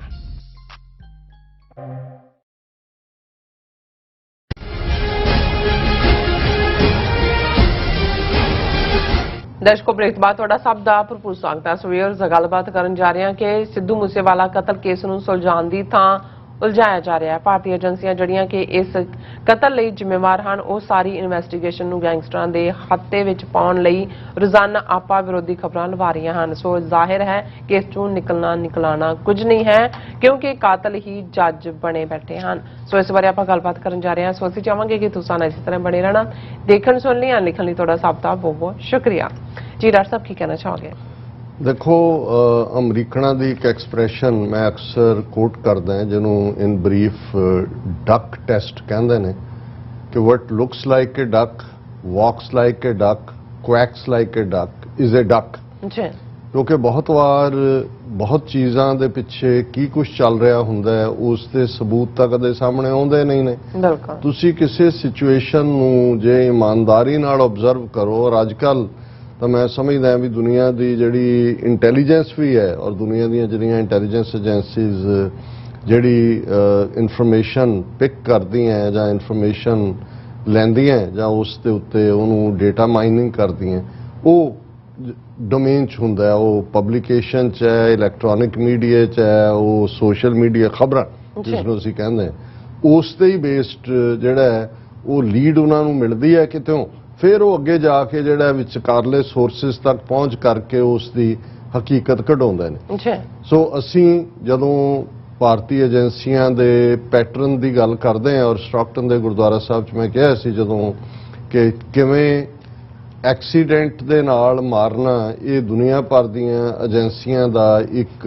ਤਰੀਕਾ ਹੁੰਦਾ ਹੈ, ਕਿਉਂਕਿ ਉਹਦੇ 'ਚ ਗੱਲ ਹੀ ਮੁੱਕ ਜਾਂਦੀ ਹੈ ਔਰ ਜਾਂ ਜਿਹਦੇ ਰਾਹੀਂ ਐਕਸੀਡੈਂਟ ਕਰਵਾਇਆ ਹੁੰਦਾ ਹੈ ਬਹੁਤ ਵਾਰ ਉਹਨੂੰ ਲੇਟਰ ਔਨ ਕਿਸੇ ਨਾ ਕਿਸੇ ਆਨੇ ਬਹਾਨੇ ਮਾਰ ਦਿੱਤਾ ਜਾਂਦਾ ਹੈ, ਜਾਂ ਜਿਹਨੂੰ ਬਾਹਰਲੀਆਂ ਏਜੰਸੀਆਂ ਖਾਸ ਤੌਰ ਤੇ ਉਹਨੂੰ ਫਿਰ ਉਹ ਰੀਸੈਟਲਮੈਂਟ ਪ੍ਰੋਗਰਾਮ ਹੁੰਦੇ ਨੇ, ਔਰ ਈਵਨ ਕਈ ਹਾਲਤਾਂ 'ਚ ਤੇ ਪਲਾਸਟਿਕ ਸਰਜਰੀ ਕਰਕੇ ਉਸ ਬੰਦੇ ਦਾ ਸਾਰਾ ਹੁਲੀਆ ਬਦਲ ਕੇ ਉਹਨੂੰ ਕਿਤੇ ਰੀਸੈਟ ਕਰ ਦਿੱਤਾ। ਔਰ ਇਹਨਾਂ ਨੇ ਦੁਨੀਆ 'ਚ ਪਾਕਟਸ ਬਣਾਈਆਂ ਹੋਈਆਂ ਸਾਰੀਆਂ ਏਜੰਸੀਆਂ ਨੇ, ਈਵਨ ਭਾਰਤ ਦੀਆਂ ਏਜੰਸੀਆਂ ਵੀ। ਔਰ ਅਜੀਤ ਸੰਧੂ ਜਿਹਨੇ ਜਿਹੜਾ ਉਹ ਕਿਵੇਂ ਜਿਹੜਾ ਜ਼ਿੰਮੇਵਾਰ ਸੀ ਸ਼ਹੀਦ ਜਸਵੰਤ ਸਿੰਘ ਖਾਲੜਾ ਦੀ ਸ਼ਹਾਦਤ ਲਈ, ਜਿਸ ਨੇ ਖਾਸ ਤੌਰ ਤੇ ਸ਼ਹੀਦ ਭਗਤ ਸਿੰਘ ਉਹਨਾਂ ਦੇ ਜਿਹੜਾ ਭਣੇਵਾਂ ਅੰਬਾਲਾ ਜੱਟਾਂ ਦੇ ਸਰਪੰਚ ਕੁਲਜੀਤ ਸਿੰਘ ਢੱਟ ਨੂੰ ਮਾਰਿਆ ਸੀ, ਹਾਲਾਂ ਉਦੋਂ ਇਹ ਆਇਆ ਕਿ ਜੀ ਉਹ ਗੱਡੀ ਦੇ ਅੱਗੇ ਉਹਨੇ ਸੁਸਾਈਡ ਕਰ ਲਿਆ, ਖਤਮ ਹੋ ਗਿਆ, ਲੇਕਿਨ ਇਹ ਕ੍ਰੈਡੀਬਲ ਇੱਕ ਸੋਰਸ ਕੈਨੇਡਾ 'ਚ ਉਹਨਾਂ ਨੇ ਸੀ ਕਿ ਵੀ ਉਹਨੂੰ ਉਹਨਾਂ ਨੇ ਆਈਡੀ ਉਹਦੀ ਬਦਲ ਕੇ ਉਹਨੂੰ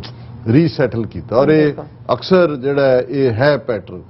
ਹੁਣ ਜਦੋਂ ਅਸੀਂ ਈਵਨ ਐਕਸੀਡੈਂਟ ਨਾਲ ਮਾਰਨ ਦੀ ਗੱਲ ਕਰਦੇ ਹਾਂ, ਦੀਪ ਸਿੱਧੂ ਸਾਡੀਆਂ ਅੱਖਾਂ ਦੇ ਸਾਹਮਣੇ ਇਹ ਵਾਪਰਦਾ ਹੈ, ਔਰ ਉਸ ਸਾਰੇ ਨੂੰ ਕਿਵੇਂ ਇੱਕ ਇੰਟਰਸਟਿੰਗ ਸਟੋਰੀ ਅਮਰੀਕਾ ਤੋਂ ਉਸ ਬੀਬੀ ਦਾ ਜਾਣਾ, ਉਹਦਾ ਹੋਣਾ, ਉਹਨੂੰ ਕੋਈ ਸੱਟ ਨਾ ਲੱਗਣੀ, ਲੇਕਿਨ ਉਸ ਦਾ ਹੋਣਾ ਔਰ ਬਾਅਦ ਸਾਰੇ ਦੇ ਵਿੱਚ ਉਹਨੂੰ ਐਕਸੀਡੈਂਟ ਕਰਾਰ ਦੇ ਕੇ ਖਤਮ ਕਰ ਦੇਣਾ। ਔਰ ਮੈਂ ਇਹ ਕਿਹਾ ਕਿ ਈਵਨ ਇਹ ਨਹੀਂ ਹੈ ਜਿਨ੍ਹਾਂ ਨੂੰ ਵਰਤਿਆ ਹੁੰਦਾ, ਬਿਲਕੁਲ ਗਿਆਨੀ ਜ਼ੈਲ ਸਿੰਘ ਤੋਂ ਵੱਡਾ ਤਾਂ ਕੋਈ ਨਹੀਂ ਹੈ ਜਿਹਨੂੰ ਕਿਸੇ ਨੇ ਜਿਹੜਾ ਕਿਸ ਲੈਵਲ ਤੇ ਲਿਜਾ ਕੇ ਵਰਤਿਆ ਕਿ ਹੋਮ ਮਿਨਿਸਟਰ ਤੋਂ ਉਹਨੂੰ ਪ੍ਰੈਜ਼ੀਡੈਂਟ ਹੀ ਇੰਡੀਆ ਦਾ ਇਸ ਲਈ ਬਣਾਇਆ ਗਿਆ ਕਿ ਇੰਦਰਾ ਗਾਂਧੀ ਨੇ ਸਿੱਖ ਕੌਮ ਨੂੰ ਸਬਕ ਸਿਖਾਉਣ ਦੇ ਲਈ ਜਿਹੜਾ ਉਹ ਹਮਲੇ ਕਰਨਾ ਸੀ ਅਕਾਲ ਤਖਤ ਦਰਬਾਰ ਸਾਹਿਬ ਤੇ ਸਾਰੇ ਪੰਜਾਬ 'ਚ ਸਿੱਖਾਂ ਨੂੰ ਉਹਨੇ ਜਿਹੜਾ ਸਬਕ ਸਿਖਾਉਣਾ ਸੀ। ਹੁਣ ਜਿਸ ਫੌਜ ਨੇ ਅਟੈਕ ਕੀਤਾ, ਜ਼ਾਹਰ ਹੈ ਪ੍ਰੈਜ਼ੀਡੈਂਟ ਜਿਹੜਾ ਉਹਦਾ ਕਮਾਂਡਰ ਇਨ ਚੀਫ ਹੈ, ਕਿਉਂਕਿ ਇੰਡੀਆ ਦਾ ਪ੍ਰੈਜ਼ੀਡੈਂਟ ਜਾਂ ਅਮਰੀਕਾ ਦਾ ਵੀ ਪ੍ਰੈਜ਼ੀਡੈਂਟ ਫੌਜ ਦਾ ਕਮਾਂਡਰ ਇਨ ਚੀਫ ਹੈ।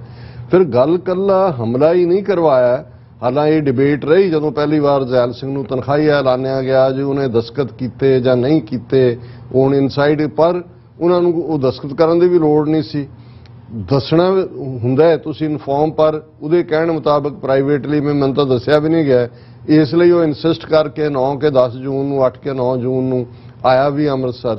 ਲੇਕਿਨ ਇਸ ਸਾਰੇ ਦੇ ਚੱਲਦਿਆਂ ਇਹ ਵੀ ਸੀ ਇੱਕ ਪਾਸੇ ਉੱਤੇ ਦਬਾਅ ਬਣਿਆ ਹੋਇਆ ਸੀ ਕਿ ਤੂੰ ਅਸਤੀਫਾ ਦੇ, ਤੇ ਇਹ ਵੀ ਖਬਰਾਂ ਸੀ ਕਿ ਭਾਈ ਉਹਨੂੰ ਕਨਵੇ ਕਰ ਦਿੱਤਾ ਗਿਆ ਸੀ ਕਿਉਂਕਿ ਉਹਦੇ ਆਪਣੇ ਪ੍ਰੈਜ਼ੀਡੈਂਟ ਹਾਊਸ ਦੇ ਉੱਪਰ ਥੱਲੇ ਦੂਜੇ ਸਨਾਈਪਰ ਵੀ ਬੈਠੇ ਨੇ, ਇੰਟੈਲੀਜੈਂਸ ਵੀ ਕਲੈਕਟ ਹੋ ਰਹੀ ਹੈ। ਇਹ ਈਵਨ ਜਿਹੜਾ ਇੰਟੈਲੀਜੈਂਸ ਬਿਊਰੋ ਦਾ ਉਹ ਜਿਹਨੇ ਓਪਨ ਸੀਕ੍ਰੇਟਸ ਲਿਖੀ ਮਲੋਏ ਧਾਰ, ਉਹਨੇ ਵੀ ਕਿਹਾ ਕਿ ਭਈ ਉਹਦਾ ਪ੍ਰੈਜ਼ੀਡੈਂਟ ਦਾ ਹਰ ਸਟੈਪ ਅੰਦਰ ਬਾਹਰ ਦੂਜਾ ਤੀਜਾ ਉਹ ਮੋਨੀਟਰ ਹੋ ਰਿਹਾ ਸੀ ਵੀ ਕੀ ਕਰਨ ਜਾ ਰਹੇ। ਹੁਣ ਇਹਦੇ ਬਾਵਜੂਦ ਹਾਲਾਂ ਇਹਦਾ ਮਤਲਬ ਇਹ ਨਹੀਂ ਹੈ ਵੀ ਉਹਨੂੰ ਕੋਈ ਅਸੀਂ ਬਰੀ ਕਰ ਰਹੇ ਹਾਂ, ਪਰ ਮੈਂ ਏਜੰਸੀਆਂ ਦੇ ਕੰਮ ਕਰਨ ਦਾ ਢੰਗ ਕਹਿੰਦਾ, ਜਦੋਂ ਉਹਦੀ ਪ੍ਰੈਜ਼ੀਡੈਂਸੀ ਹਾਲਾਂ ਉਹਨੇ ਰਾਜੀਵ ਗਾਂਧੀ ਨੂੰ ਅਖੀਰਲੇ ਟਾਈਮ 'ਚ ਹਾਰਡ ਟਾਈਮ ਦਿੱਤਾ, ਕਿਤੇ ਨਾ ਕਿਤੇ ਉਹਨੂੰ ਲੱਗ ਰਿਹਾ ਸੀ ਵੀ ਮੈਨੂੰ ਇਸ ਹੱਦ ਤੱਕ ਵਰਤਿਆ ਗਿਆ, ਔਰ ਐਸਾ ਕਿਹਾ ਜਾਂਦਾ ਹੈ ਉਹਨਾਂ ਦੇ ਅੰਦਰੂਨੀ ਸਾਧਨਾਂ ਰਾਹੀਂ ਕਿਤੇ ਨਾ ਕਿਤੇ ਕਿ ਵੀ ਉਹ ਇੱਕ ਬੋਝ ਦੇ ਥੱਲੇ ਜੀ ਰਿਹਾ ਸੀ, ਔਰ ਉਹਨੇ ਇਹ ਆਪਣੇ ਕਲੋਜ਼ ਨੂੰ ਕਿਹਾ ਕਿ ਵੀ ਮੈਂ ਇਹ ਸਾਰੇ ਦੇ ਉੱਤੇ ਜਿਹੜਾ ਸੱਚ ਹੈ ਉਹ ਮੈਂ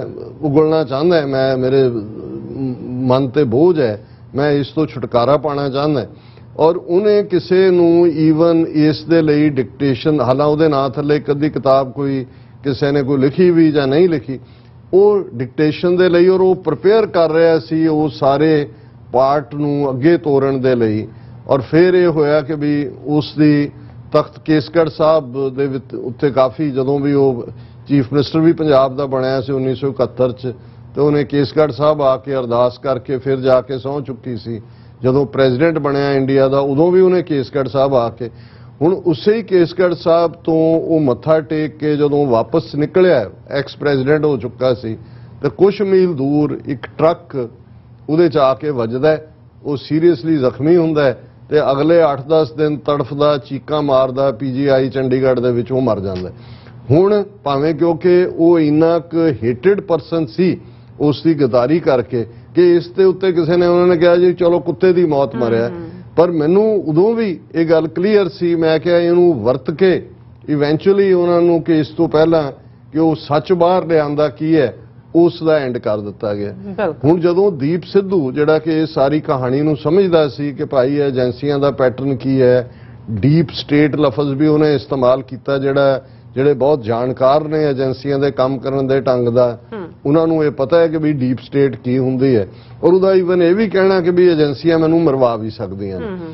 ਹਾਲਾਂਕਿ ਇਸ ਸਭ ਦੇ ਬਾਵਜੂਦ ਉਹਨੇ ਕੋਈ ਪ੍ਰੀਕਾਸ਼ਨ ਨਹੀਂ ਲਈ, ਕਿਉਂਕਿ ਜਿਹੜੇ ਬੇਖੌਫ ਜਿਹੇ ਲੋਕ ਹੁੰਦੇ ਨੇ ਇਸ ਪਾਸੇ ਤੁਰੇ ਹੋਏ, ਉਹਨਾਂ ਦੀ ਇੱਕ ਫਿਰ ਆਪਣੀ ਤਰਬੀਅਤ ਬਣੀ ਹੁੰਦੀ ਹੈ, ਜਿਹੜੀ ਚੀਜ਼ ਉਹਨਾਂ ਨੂੰ ਕਰੇਜ ਦਿੰਦੀ ਹੈ ਖਲੋ ਕੇ ਸੱਚ ਤੇ ਵੰਗਾਰਨ ਦੀ, ਉਹੀ ਉਹਨਾਂ ਨੂੰ ਬੇਪਰਵਾਹ ਵੀ ਕਰਦੀ ਹੈ। ਔਰ ਇਹੀ ਪੈਟਰਨ ਅਸੀਂ ਜਿਹੜਾ ਜਦੋਂ ਸਿੱਧੂ ਮੂਸੇਵਾਲਾ ਜਿਹੜਾ ਹੁਣ ਦੂਸਰਾ ਆਈਕੋਨਿਕ ਫਿਗਰ ਬਣ ਕੇ ਉੱਭਰਿਆ, ਔਰ ਜਿਸ ਅੰਦਾਜ਼ ਦੇ ਵਿੱਚ ਇੰਨੇ ਦਿਨ ਬੀਤ ਗਏ ਨੇ, ਸੰਸਕਾਰ ਹੋ ਗਿਆ, ਅੰਤਮ ਅਰਦਾਸ ਹੋ ਗਈ, ਲੇਕਿਨ ਇਹਦੇ ਬਾਵਜੂਦ ਚਰਚਾ ਹੋ ਰਹੀ ਹੈ। ਔਰ ਅੱਜ ਹੀ ਈਵਨ ਮੈਂ ਵੱਡੀ ਨਿਊਜ਼ ਸਟੋਰੀ ਦੇਖ ਰਿਹਾ ਸੀ ਕਿ ਪਾਕਿਸਤਾਨ ਦੇ ਵਿੱਚ ਇੱਕ ਸੱਜਣ ਜਿਹੜੇ ਬਿਲਕੁਲ ਸਿੱਧੂ ਮੂਸੇਵਾਲਾ ਦੀ ਸ਼ਕਲ ਵਾਂਗ ਉਵੇਂ ਹੀ ਪਰ ਜਵਾਨ ਦੂਜਾ, ਔਰ ਉਹਨੇ ਕਿਹਾ ਜੀ ਮੈਂ ਤਾਂ ਕੁਝ ਦੇਰ ਪਹਿਲਾਂ ਮੈਨੂੰ ਮੇਰੇ ਸਾਥੀਆਂ ਨੇ ਕਿਹਾ ਕਿ ਤੂੰ ਉਹਦੇ ਵਰਗਾ ਲੱਗਦਾ ਜੇ ਤੂੰ ਪੱਗ ਵੀ ਬੰਨ ਲੈ, ਉਹ ਪੱਗ ਵੀ ਉਹਨੇ ਬੰਨੀ ਹੋਈ ਹੈ, ਔਰ ਉਹਨੂੰ ਇੰਟਰਵਿਊ ਕੀਤਾ ਪਾਕਿਸਤਾਨੀ TV ਚੈਨਲ ਨੇ। ਔਰ ਮੈਂ ਵੀ ਜਦੋਂ ਇਹਨੂੰ ਓਪਨ ਕੀਤਾ ਉਸ ਵੀਡੀਓ ਨੂੰ ਤਾਂ ਮੈਨੂੰ ਲੱਗਾ ਕਿ ਵੀ ਇਹ ਸ਼ਾਇਦ ਉਹਦਾ ਕੋਈ ਪਹਿਲਾ ਇੰਟਰਵਿਊ ਹੈ, ਪਰ ਫਿਰ ਉਹ ਅੰਗਰੇਜ਼ੀ ਦਾ ਲਫ਼ਜ਼ ਉਹਨਾਂ ਨੇ ਯੂਜ਼ ਕੀਤਾ ਔਰ ਟ੍ਰਿਬਿਊਨ ਨੇ ਵੀ ਇਹਦੇ ਤੇ ਵਾਚ ਸਿੱਧੂ ਮੂਸੇਵਾਲਾ's ਡੋਪਲੈਂਗੈਂਗਰ, ਇਹ ਹੁੰਦਾ ਹੈ carbon copy from Pakistan services on social media claims late singer had sent him greetings once। ਉਹਨੇ ਇਹ ਟਿਕਟੌਕ ਵੀ ਬਣਾਉਂਦਾ, ਉਹਨੇ ਜਦੋਂ ਬਣਾ ਕੇ ਭੇਜਿਆ, ਉਹਨੇ ਸਿੱਧੂ ਨੇ ਵੀ ਉਹਨੇ ਉਹਦੇ ਨਾਲ ਕੰਟੈਕਟ ਕੀਤਾ, ਉਹਨੇ ਕਿਹਾ ਵੀ ਤੂੰ ਫਿਕਰ ਨਾ ਕਰ, ਮੈਂ ਤੈਨੂੰ ਮਿਲਾਂਗਾ ਵੀ, ਮੈਂ ਲਾਹੌਰ ਔਰ ਇਸਲਾਮਾਬਾਦ ਆਣਾ। ਸੋ ਮਤਲਬ ਇਹ ਹੈ ਕਿ ਇੰਨੇ ਵੱਡੇ ਲੈਵਲ ਦੇ ਉੱਤੇ ਜਿਸ ਦੀ ਫੈਨ ਫੋਲੋਇੰਗ ਨਜ਼ਰ ਆਈ। ਦੂਸਰੇ ਪਾਸੇ ਅਸੀਂ ਪੰਜਾਬ ਦੇ ਵਿੱਚ ਖਾਸ ਤੌਰ ਤੇ ਮਾਨਸਾ ਦਾਣਾ ਮੰਡੀ 'ਚ ਜਿੱਥੇ ਉਹਨਾਂ ਦੀ ਅੰਤਮ ਅਰਦਾਸ ਮੌਕੇ ਜਿਹੜਾ ਹੜ੍ਹ ਆਇਆ ਹੋਇਆ ਸੀ, ਲੱਖਾਂ 'ਚ ਕਹੋ ਹਜ਼ਾਰਾਂ 'ਚ ਕਹੋ, ਪਰ ਜਿੱਧਰ ਤੱਕ ਤੁਸੀਂ ਨਜ਼ਰ ਮਾਰੋ, ਔਰ ਜੇ ਤੁਸੀਂ ਫੇਥ ਲੈਵਲ ਦੇਖਣਾ, ਉਹਨਾਂ ਦੀ ਮਾਂ ਦੀ ਚਾਹਨਾ ਵੀ, ਉਹਨਾਂ ਦੇ ਵੈਲ ਵਿਸ਼ਰਸ ਦੀ ਕਿ ਭਾਈ ਸਾਰੇ ਦਸਤਾਰਾਂ ਸਜਾ ਕੇ ਆਓ, ਔਰ ਵਾਕਈ ਜਿਨ੍ਹਾਂ ਕੋਲ ਨਹੀਂ ਵੀ ਸੀ ਉਹਨਾਂ ਨੇ ਉਹਨਾਂ ਨੂੰ ਦਿੱਤੀਆਂ। ਸੋ ਇਹ ਇੱਕ ਆਪਣੇ ਆਪ ਦੇ ਵਿੱਚ ਜਿਸ ਲੈਵਲ ਤੇ ਇਹ ਪੰਜਾਬ ਦੇ ਵਿੱਚ ਜਵਾਨੀ ਨੂੰ ਇਸ ਦੂਸਰੇ ਸ਼ੌਕ ਦੇ ਨਾਲ ਸ਼ੌਕ ਲੱਗਾ ਹੈ, ਔਰ ਇਹ ਠੀਕ ਹੈ ਕਿ ਵੀ ਇੱਕ ਹਿੱਸਾ ਕੀ ਇੱਕ ਵੱਡਾ ਹਿੱਸਾ ਇਹ ਮੰਨਦਾ ਹੈ ਕਿ ਵੀ ਇਹ ਨਾਰਮਲ ਜਿਹੜਾ ਹੈ ਉਹ ਨਹੀਂ ਹੈ। ਔਰ ਤੁਸੀਂ ਜਦੋਂ ਅਸੀਂ ਕਹਿੰਦੇ ਹਾਂ ਤੁਸੀਂ ਸਕਟਲ, ਕਿ ਜੀ ਸਕਟਲਿੰਗ ਕੀ ਹੁੰਦਾ ਹੈ ਕਿ ਵੀ ਤੁਸੀਂ ਹੁਣ ਇਹ ਹੈ ਕਿ ਵੀ ਚੋਰ ਭੱਜਿਆ, ਉਹਦੇ ਮਗਰ ਇੱਕ ਉਹਨੂੰ ਫੜਨ ਵਾਲਾ ਭੱਜਿਆ, ਇੱਕ ਤੁਸੀਂ ਚੁਰਾਹੇ ਜੇ ਤੇ ਆ ਜਾਂਦੇ ਹੋ ਜਿਹਦੇ 'ਤੇ ਦੋ ਸੜਕਾਂ ਨੇ, ਇੱਕ ਇੱਧਰ ਨੂੰ ਜਾ ਰਹੀ ਹੈ ਇੱਕ ਉੱਧਰ ਨੂੰ ਜਾ ਰਹੀ ਹੈ, ਉੱਥੇ ਜਿਹੜਾ ਬੰਦਾ ਬੈਠਾ ਹੈ ਉਹਨੂੰ ਤੁਸੀਂ ਪੁੱਛਦੇ ਹੋ ਵੀ ਚੋਰ ਇੱਧਰ ਦੀ ਗਿਆ ਭੱਜ ਕੇ, ਉਹ ਕਹਿੰਦਾ ਹਾਂ, ਉਹ ਕਹਿੰਦਾ ਕਿਹੜੇ ਪਾਸੇ ਗਿਆ, ਹੁਣ ਜੇ ਉਹ ਇੱਧਰ ਗਿਆ ਤਾਂ ਉਹ ਕਹੇ ਜੀ ਇੱਧਰ ਗਿਆ, ਸੋ ਉਧਰ ਨੂੰ ਦੌੜ ਜਾਏਗਾ। ਸੋ ਜ਼ਾਹਰ ਹੈ ਕਿ ਵੀ ਉਹਨੂੰ ਡਿਫੈਂਡ ਕਰ ਦਿੱਤਾ ਜਾਏਗਾ। ਮੇਰਾ ਖਿਆਲ ਹੈ ਵੀ ਏਜੰਸੀਆਂ ਨੇ, ਅਜੀਤ ਡੋਵਲ ਦੇ ਬॉयਜ਼ ਨੇ ਜਦੋਂ ਇਸ ਪੋਟੈਂਸ਼ੀਅਲ ਨੂੰ ਦੇਖਿਆ ਕਿ ਉਸ ਦੇ ਵਿਚਲੀ ਤਬਦੀਲੀ, ਜਿੱਥੇ ਉਹ ਪੰਜਾਬ ਦੀ ਗੱਲ, ਪੰਜਾਬ ਦੇ ਪਾਣੀਆਂ ਦੀ ਗੱਲ, ਔਰ ਇੱਕ ਉਹਨਾਂ ਦੀ ਇੰਟਰਵਿਊ ਜਿਹੜੀ ਖਾਲਿਸਤਾਨ ਦੇ ਉੱਤੇ ਜਦੋਂ ਉਹਨੂੰ ਪੁੱਛਿਆ ਜਾ ਰਿਹਾ, ਉਹ ਕਹਿੰਦਾ ਇਹ ਬਾਈ ਕਿਹੜੀ ਮਾੜੀ ਚੀਜ਼ ਹੈ, ਬਹੁਤ ਵਧੀਆ, ਮਹਾਰਾਜਾ ਰਣਜੀਤ ਸਿੰਘ ਦਾ ਰਾਜ ਹੀ ਮੰਗਦਾ ਹੈ ਜਿੱਥੇ ਹਿੰਦੂ ਵੀਰ, ਮੁਸਲਮਾਨ ਵੀਰ, ਈਸਾਈ ਵੀਰ ਸਾਰੇ ਰਲ ਮਿਲ ਕੇ ਰਹਿਣ, ਕਿ ਭਾਈ ਇਹ ਤਾਂ ਹੁਣ ਤੁਸੀਂ ਇਸ ਤੋਂ ਦੇਖੋ ਕਿ ਇੱਕ 26-27 ਸਾਲਾਂ ਦਾ ਮੁੰਡਾ ਜਿਹੜਾ ਅਵੈੜਾ ਵੀ, ਆਪਣੇ ਕਿਸਮ ਦਾ ਵੀ, ਫ੍ਰੀਲਾਂਸਰ ਵੀ, ਕਈ ਮਾਮਲਿਆਂ 'ਚ ਜਿਹੜਾ ਉਹ ਕੰਟਰੋਵਰਸ਼ਲ ਤਾਂ ਹੈ ਹੀ ਸੀ ਕਿ ਭਾਈ ਮੈਂ ਉਹ ਜਿਹੜਾ ਉਹਦਾ ਇੱਕ ਆਪਣਾ ਕਿਸਮ ਦਾ ਪ੍ਰਾਈਡ ਹੁੰਦਾ ਜਿਹੜਾ ਉਸ ਕਿਸਮ ਦੇ ਇਨਸਾਨਾਂ ਦਾ ਹੁੰਦਾ। ਪਰ ਇਹਦੇ ਬਾਵਜੂਦ ਪਿੰਡੂ ਕਲਚਰ ਨਾਲ ਜੁੜਿਆ ਹੋਇਆ, ਪਿੰਡ ਦੀ ਮਿੱਟੀ ਨਾਲ ਜੁੜਿਆ ਹੋਇਆ, ਲੋਕ ਲੱਖਾਂ ਕਰੋੜਾਂ ਲੱਖਾਂ ਖਰਚ ਕੇ ਆ ਕੇ ਬਾਹਰ ਸੈਟਲ ਹੁੰਦੇ ਨੇ। ਬਾਹਰ ਸੈਟਲ ਹੋਇਆ ਜਾ ਕੇ ਪਿੰਡ ਦੇ ਵਿੱਚ ਹੈ, ਜਿੱਦਣ ਉਹ ਮਾਰਿਆ ਵੀ ਜਾਂਦਾ ਉਦਣ ਵੀ ਉਹ ਪਹਿਲਾਂ ਦੁਪਹਿਰ ਤੱਕ ਜਿਹੜਾ ਟਰੈਕਟਰ ਵਾਹੁੰਦਾ, ਆਪਣੀ ਮਿੱਟੀ ਨਾਲ ਜੁੜਿਆ ਹੋਇਆ, ਹਰ ਇੱਕ ਦੇ ਨਾਲ ਕਾਮਨ ਬੰਦਿਆਂ ਤੱਕ ਪਹੁੰਚ। ਹੁਣ ਇਹ ਸਾਰੇ ਜਦੋਂ ਤੁਸੀਂ ਟ੍ਰੇਟ ਦੇਖਦੇ ਹੋ, ਜਿਹੜਾ ਧਰਤੀ ਪੁੱਤਰ ਜਿਹਨੂੰ ਕਿਹਾ ਜਾਂਦਾ ਹੈ, ਏਜੰਸੀਆਂ ਨੇ ਉਸ ਪੋਟੈਂਸ਼ੀਅਲ ਨੂੰ ਦੇਖਿਆ ਕਿ ਭਾਈ ਇਹ ਕੱਲ ਨੂੰ ਜਿਹੜਾ ਆਲਰੇਡੀ ਉਹਨਾਂ ਨੇ ਫੈਨ ਫੋਲੋਇੰਗ ਜਾਂ ਦੂਸਰੀ ਇੱਕ ਪਾਸੇ ਉਹਨਾਂ ਨੇ ਦੇਖ ਲਿਆ ਕਿ ਵੀ ਇਹ ਬੰਦਾ ਜਿਹੜਾ ਉਹ ਅਣਖ ਵਾਲਾ ਹੈ, ਗੈਰਤ ਵਾਲਾ ਹੈ, ਵੰਗਾਰ ਦਾ ਵੀ ਹੈ ਔਰ ਦੂਸਰਾ ਵੀ ਹੈ ਔਰ ਪੋਟੈਂਸ਼ੀਅਲ ਵੀ ਹੈ। ਇਮਾਨਦਾਰੀ ਦੀ ਗੱਲ ਵੀ, ਭਾਵੇਂ ਉਹ ਸਿਆਸਤ ਉਹਨੇ ਕਾਂਗਰਸ 'ਚ ਹੀ ਸੀ, ਉਹਦੀ ਮਦਰ ਵੀ ਕਾਂਗਰਸ ਸੀ, ਉਹਨੇ ਮਾਨਸਾ ਦੀ ਸੀ, ਪਰ ਉੱਥੇ ਵੀ ਉਹਨੇ ਕਿਹਾ ਕਿ ਬਾਈ ਜੀ ਅਸੀਂ ਸ਼ਰਾਬ ਨਹੀਂ ਪਿਉਣੀ ਹੈ। ਉਹਨੇ ਕਿਹਾ ਦੇਖੋ ਤੁਸੀਂ 30 ਦਿਨ ਸ਼ਰਾਬ ਲੈ ਲਿਆ ਕਿ ਵੋਟਾਂ ਪਾਉਂਦੇ ਹੋ, ਅਗਲਿਆਂ ਨੇ ਫਿਰ 5 ਸਾਲ ਤੁਹਾਨੂੰ ਲੁੱਟਣਾ ਹੀ ਹੁੰਦਾ, ਉਹਨਾਂ ਨੇ ਵੀ ਤਾਂ ਆਪਣੇ ਪੈਸੇ ਪੂਰੇ ਕਰਨੇ ਨੇ। ਔਰ ਉਹਨੇ ਇੱਕ ਇੰਟਰਵਿਊ 'ਚ ਕਿਹਾ ਕਿ ਮੈਂ ਪਿੰਡ ਦਾ ਵੀ ਸਰਪੰਚ ਰਿਹਾ ਔਰ ਮੈਂ ਜਿਹੜਾ ਕਿਸੇ ਨੂੰ ਸ਼ਰਾਬ ਨਹੀਂ ਪਿਆਈ। ਮੈਨੂੰ ਤਾਂ ਬੀਬੀਆਂ ਨੇ ਜਿਤਾ ਜਿਹੜੀਆਂ ਦੁਖੀ ਸੀ ਕਿ ਭਾਈ ਆ ਪਿੰਡ ਦੇ ਸਾਡੇ ਘਰ ਵਾਲੇ ਤੇ ਦੂਜੇ ਕੀ ਕਰਦੇ ਨੇ, ਤੇ ਕਹਿੰਦੇ ਵੀ ਜਦੋਂ ਮੈਂ ਜਿੱਤਿਆ ਉਦੋਂ ਖਬਰ ਲਾਈ ਸੀ ਕਿ ਮੂੰਗਫਲੀਆਂ ਖਵਾ ਕੇ ਜਿੱਤ ਗਿਆ। ਉਹ ਕਹਿੰਦਾ ਵੀ ਮੇਰੇ ਕੋਲ ਤਾਂ ਕੁਛ ਨਹੀਂ, ਆ ਜਾਓ ਆਈ ਨੇ ਮੂੰਗਫਲੀਆਂ, ਕੋਈ ਦੂਜਾ ਪਾ। ਸੋ ਮਤਲਬ ਇਹ ਹੈ ਕਿ ਜਿਹੜੀਆਂ ਬਿਮਾਰੀਆਂ ਸਮਾਜ ਦੇ ਵਿੱਚ, ਖਾਸ ਤੌਰ ਤੇ ਸਾਡੇ ਪੰਜਾਬ ਦੇ ਸਮਾਜ ਦੇ ਵਿੱਚ ਲੱਗੀਆਂ ਨੇ ਜਾਂ ਲਾਈਆਂ ਗਈਆਂ ਨੇ, ਉਸ ਦਾ ਹੱਲ ਜੇ ਉਹਨੂੰ ਖਾਲਿਸਤਾਨ ਚੋਂ ਮਹਾਰਾਜਾ ਰਣਜੀਤ ਸਿੰਘ ਪੀਰੀਅਡ ਨਜ਼ਰ ਆਉਂਦਾ ਸੀ ਔਰ ਸਿਰ ਦੇ ਉੱਤੇ ਦਸਤਾਰ ਔਰ ਉਹਦੀ ਵੰਗਾਰ ਵੀ ਕਿ ਭਾਈ ਤੁਸੀਂ ਦਸਤਾਰਾਂ ਸਜਾਓ। ਸੋ ਇਹ ਸਾਰੇ ਹੀ ਪਾਰਟ ਨੇ ਔਰ ਇਸ ਲਈ ਜੋ ਹੀ ਇਹ ਹਾਲਾਂ ਮੈਂ ਨਾ ਉਹਦੇ ਤੋਂ ਵਾਕਿਫ ਸੀ, ਨਾ ਮੈਂ ਉਹਦਾ ਕਦੇ ਕੋਈ ਗਾਣਾ ਸੁਣਿਆ ਸੀ, ਲੇਕਿਨ ਮੁੱਢਲੇ ਆਵਰਸ ਦੇ ਵਿੱਚ ਅਸੀਂ ਆਪਣਾ ਪਹਿਲਾ ਪ੍ਰੋਗਰਾਮ ਜਿਹਨੂੰ ਜਦੋਂ ਮੈਂ ਹੁਣ ਕੈਲੀਫੋਰਨੀਆ ਵੀ ਗਿਆ, 3-4 ਵੀਰ ਆਏ, ਉਹਨਾਂ ਨੇ ਆ ਕੇ ਕਿਹਾ ਜੀ ਬਹੁਤ ਚੰਗਾ ਲੱਗਾ ਤੁਸੀਂ ਜਿਵੇਂ ਸਿੱਧੂ ਮੂਸੇਵਾਲੇ ਨੂੰ ਟ੍ਰਿਬਿਊਟ ਦਿੱਤੀ ਔਰ ਸਾਰੀ ਗੱਲ ਕੀਤੀ, ਕਿਉਂਕਿ ਜਿਵੇਂ ਮੈਂ ਡਕ ਟੈਸਟ ਦੀ ਗੱਲ ਕੀਤੀ ਹੈ ਕਿ ਤੁਹਾਨੂੰ ਨਜ਼ਰ ਆ ਜਾਂਦਾ ਹੈ ਕਿ ਇਹ ਪੈਟਰਨ ਕੀ ਹੈ ਔਰ ਮੈਨੂੰ ਕੋਈ ਔਰ ਹੁਣ ਕਿੰਨੇ ਸਬੂਤ ਆ ਰਹੇ ਨੇ ਕਿ ਜੀ ਕਿਵੇਂ ਉਦੋਂ ਉਹਦੇ ਗਾਰਡ ਵੀ ਰਹਿ ਗਏ ਔਰ ਕਿਵੇਂ ਭਗਵੰਤ ਮਾਨ ਨੇ ਗਾਰਡ ਵਿਦਡਰਾ ਕੀਤੇ, ਆਮ ਆਦਮੀ ਪਾਰਟੀ ਦੇ ਪੇਜ ਦੇ ਉੱਤੇ ਉਹ ਪੋਸਟ ਕੀਤਾ ਜਾਂਦਾ ਹੈ ਔਰ ਕਿਵੇਂ ਰੀਕੀ ਕੌਣ ਕਰ ਰਿਹਾ ਹੈ, ਉਹਦੇ ਕੋਲ ਕੋਈ ਨਹੀਂ ਹੈ ਔਰ ਜਿਹੜਾ ਉਹਦੀ ਹੁਣ ਤਾਂ ਇਹ ਵੀ ਆਇਆ ਕਿ ਜਿਹੜਾ ਉਹਦੀ ਪਿਸਤੌਲ ਸੀ ਉਹਦੇ 'ਚ ਸਿਰਫ 2 ਗੋਲੀਆਂ ਹੀ ਸੀ, ਬਾਕੀ ਕਿਹਨੇ ਕੱਢੀਆਂ। ਜਿਹੜੇ 2 ਨਾਲ ਗਏ ਹੋਏ ਨੇ, ਜਿਹੜੇ ਉਹਦੇ ਨਾਲ ਬੈਠੇ ਆ, ਜਿਹਨੂੰ ਦੋਸਤ ਜਾਂ ਕਿਸੇ ਨੂੰ ਕਜ਼ਨ ਕਿਹਾ, ਉਹਨਾਂ ਨੂੰ ਮਾੜੀ ਮੋਟੀ ਸੱਟ ਲੱਗਦੀ ਹੈ ਤੇ ਗੋਲੀਆਂ ਦਾ ਤਾਂ 4 ਚਫੇਰੇ ਮੀਂਹ ਵਰਦਾ ਹੈ। ਉਸ ਸਾਰੇ ਦੇ ਬਾਵਜੂਦ ਉਹਦੇ ਬਾਪ ਨੂੰ ਵੀ, ਮੂਸੇਵਾਲੇ ਦੇ ਦੂਜਿਆਂ ਨੂੰ ਵੀ ਸੀ ਜੀ ਸਾਨੂੰ ਇਨਸਾਫ ਚਾਹੀਦਾ ਹੈ। ਹਾਲਾਂ ਬਹੁਤਿਆਂ ਨੂੰ ਚੰਗਾ ਨਹੀਂ ਲੱਗਾ, ਉਹ ਜਾ ਕੇ ਅਮਿਤ ਸ਼ਾਹ ਨੂੰ ਖੁਦ ਮਿਲੇ ਚੰਡੀਗੜ੍ਹ ਕੇ ਜੀ ਤੁਸੀਂ CBI ਇਨਕੁਆਇਰੀ ਕਰਵਾਓ। ਤੇ ਮੈਂ ਕਿਹਾ ਵੀ ਇਹ ਇਵੇਂ ਹੀ ਹੈ ਕਿ ਜਿਵੇਂ ਬੱਕਰਾ ਜਿਹੜਾ ਉਹ ਕਸਾਈ ਨੂੰ ਕਹਿ ਰਿਹਾ ਹੋਏ ਕਿ ਦੇਖ ਮੇਰੇ ਨਾਲ ਹਾਂ ਇਨਸਾਫ ਕਰੀ ਤੂੰ, ਬਸ ਮੈਂ ਤੈਨੂੰ ਜੱਜ ਮੰਨਦਾ। ਉਹਨੇ ਕਹਿਣਾ ਕੋਈ ਨਹੀਂ ਮੈਂ ਤੈਨੂੰ ਲੈ ਚੱਲਦਾ ਆਪਣੇ ਔਰ ਸਲਾਟਰ ਹਾਊਸ, ਤੇ ਨਾਲ ਮੈਂ ਇਨਸਾਫ ਹੀ ਕਰੂੰ, ਤੇਰੀ ਜੂਨ ਛਡਾ ਦੂੰ। ਹੁਣ ਇਸ ਸਾਰੇ ਦੇ ਚੱਲਦੇ ਆ ਜਿਹੜੀਆਂ ਖਬਰਾਂ ਪਿਛਲੇ ਇਹਨਾਂ ਸਾਰੇ ਦਿਨਾਂ 'ਚ ਲੱਗ, ਹੁਣ ਇੱਕ ਪਾਸੇ ਦਬਾਅ ਹੈ ਲੋਕਾਂ ਦੇ ਵਿੱਚ, ਹਾਲਾਂ ਬਹੁਤ ਸਾਰਿਆਂ ਨੂੰ ਤਾਂ ਪਤਾ ਹੈ ਕਿ ਵੀ ਇਹ ਤਾਂ ਆਪ ਕਰਨ ਕਾਰਨ ਨਿਕਲਣ ਕਾਣਾ ਕੀ ਹੈ, ਲੇਕਿਨ ਦਿਲਚਸਪ ਗੱਲ ਇਹ ਹੈ ਕਿ ਜਿਹੜੀਆਂ ਖਬਰਾਂ ਜਿਹਨੂੰ ਤੁਸੀਂ ਆਪਾ ਵਿਰੋਧੀ ਕਹਿ ਲੱਗ ਰਹੀਆਂ ਨੇ, ਪੰਜਾਬ ਪੁਲਿਸ ਦਾ DGP ਪ੍ਰੈਸ ਕਾਨਫਰੰਸ ਕਰਕੇ ਜਿਹੜੀ ਨਿਊਜ਼ ਦੇ ਰਿਹਾ ਹੁੰਦਾ ਹੈ, ਦਿੱਲੀ ਪੁਲਿਸ ਜਦੋਂ ਪਹਿੰਦੇ ਅਜੇ 24 ਘੰਟੇ ਵੀ ਨਹੀਂ ਸੀ ਬੀਤੇ, ਇੱਕ ਆਪਣਾ ਜਿਹੜਾ ਉਹਨਾਂ ਦਾ ਚੈਨਲ ਹੈ ਏਜੰਸੀਆਂ ਦਾ ਹੀ ਬੰਦਾ ਹੈ ਉਹ ਵੀ, ਉਹਦੇ ਰਾਹੀਂ ਉਹਨਾਂ ਨੇ ਕਿਹਾ ਜੀ ਗੋਲਡੀ ਬਰਾੜ ਨੇ ਕੈਨੇਡਾ ਤੋਂ ਕਾਲ ਕਰਕੇ ਮੈਨੂੰ ਇਹ ਕਿਹਾ ਇਹ ਉਹ ਕੀਤਾ। ਨਾਲ ਦੀ ਨਾਲ ਬਿਸ਼ਨੋਈ ਗੈਂਗ ਦਾ ਜ਼ਿਕਰ ਸ਼ੁਰੂ ਹੋ ਗਿਆ। ਦਿੱਲੀ ਪੁਲਿਸ ਕਿਉਂਕਿ ਦਿੱਲੀ ਤਿਹਾੜ 'ਚ ਹੈ, ਉਹਨਾਂ ਦੀ ਹਿਰਾਸਤ 'ਚ ਹੈ ਕਿ ਜੀ ਉਹਨਾਂ ਨੇ ਪੁਲਿਸ ਰਿਮਾਂਡ ਲੈ ਲਿਆ ਇਸ ਤੋਂ ਪਹਿਲਾਂ। ਹੁਣ ਇਸ ਸਾਰੇ ਪੀਰੀਅਡ 'ਚ ਪੰਜਾਬ ਪੁਲਿਸ ਦੀ ਵਰਸ਼ਨ ਉਹ ਫਲਾਣਾ ਬਰਾੜ ਜਾਂ ਪੱਟੀ ਦਾ ਫਲਾਣਾ ਤੇ ਦੂਜਾ ਉਹ ਸਿੱਖ ਮੁੰਡਿਆਂ ਦੇ ਦੁਆਲੇ ਘੁਮਾ ਰਹੇ ਨੇ ਉਹਨਾਂ ਨੂੰ ਬਣਾ ਕੇ।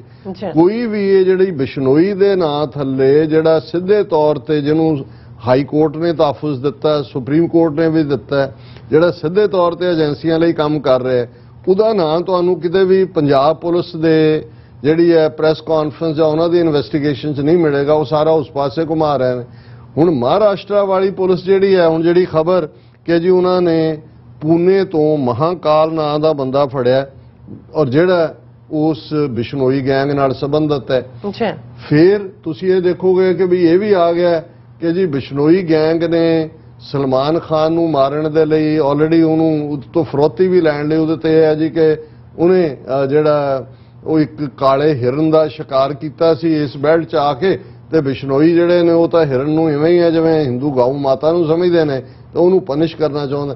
ਸੋ ਮਤਲਬ ਇੱਕ ਪਾਸੇ ਡਿਸਟਰੈਕਸ਼ਨ ਹੈ ਕਿ ਤੁਸੀਂ ਸਲਮਾਨ ਖਾਨ ਨੇ ਵੀ ਰਿਪੋਰਟ ਕਰ ਲਈ, ਇਹ ਵੀ ਆ ਗਿਆ ਕਿ ਭਾਈ ਜਿਹੜਾ ਇਹ ਸਾਰੇ 'ਚ ਉਹਨੇ ਵੀ ਜਿਹੜਾ ਉਹਨੂੰ ਪੁਲਿਸ ਨੇ ਰਿਪੋਰਟ ਲਈ, 3 ਬੰਦੇ ਉਹਨੂੰ ਲੈਟਰ ਡਿਲੀਵਰ ਕਰਨ ਗਏ। ਔਰ ਇਧਰ Interpol issues red corner notice against Goldy Brar in connection with murder cases of 2021 ਹੁਣ ਉਹਨਾਂ ਨੂੰ ਜਿਹੜੇ 2020 2021 ਦੇ, ਔਰ ਦਿੱਲੀ ਪੁਲਿਸ ਕਹਿ ਰਹੀ ਹੈ ਕਿ ਵੀ ਜਿਹੜਾ ਉਹਨਾਂ ਨੇ ਇਹ ਇੰਟਰਪੋਲ ਸਾਨੂੰ ਵੀ ਇਨਫੋਰਮ ਕੀਤਾ 24 ਘੰਟੇ ਬਾਅਦ ਉਹਦੇ ਮਰਡਰ ਦੇ, ਸਿੱਧੂ ਮੂਸੇਵਾਲਾ ਦੇ, ਜਦੋਂ ਕਿ ਪੰਜਾਬ ਪੁਲਿਸ ਨੇ ਕਿਹਾ ਸੀ ਜੀ ਅਸੀਂ ਤਾਂ ਮਈ ਮਹੀਨੇ ਦੇ ਵਿੱਚ ਦਿੱਲੀ ਨੂੰ।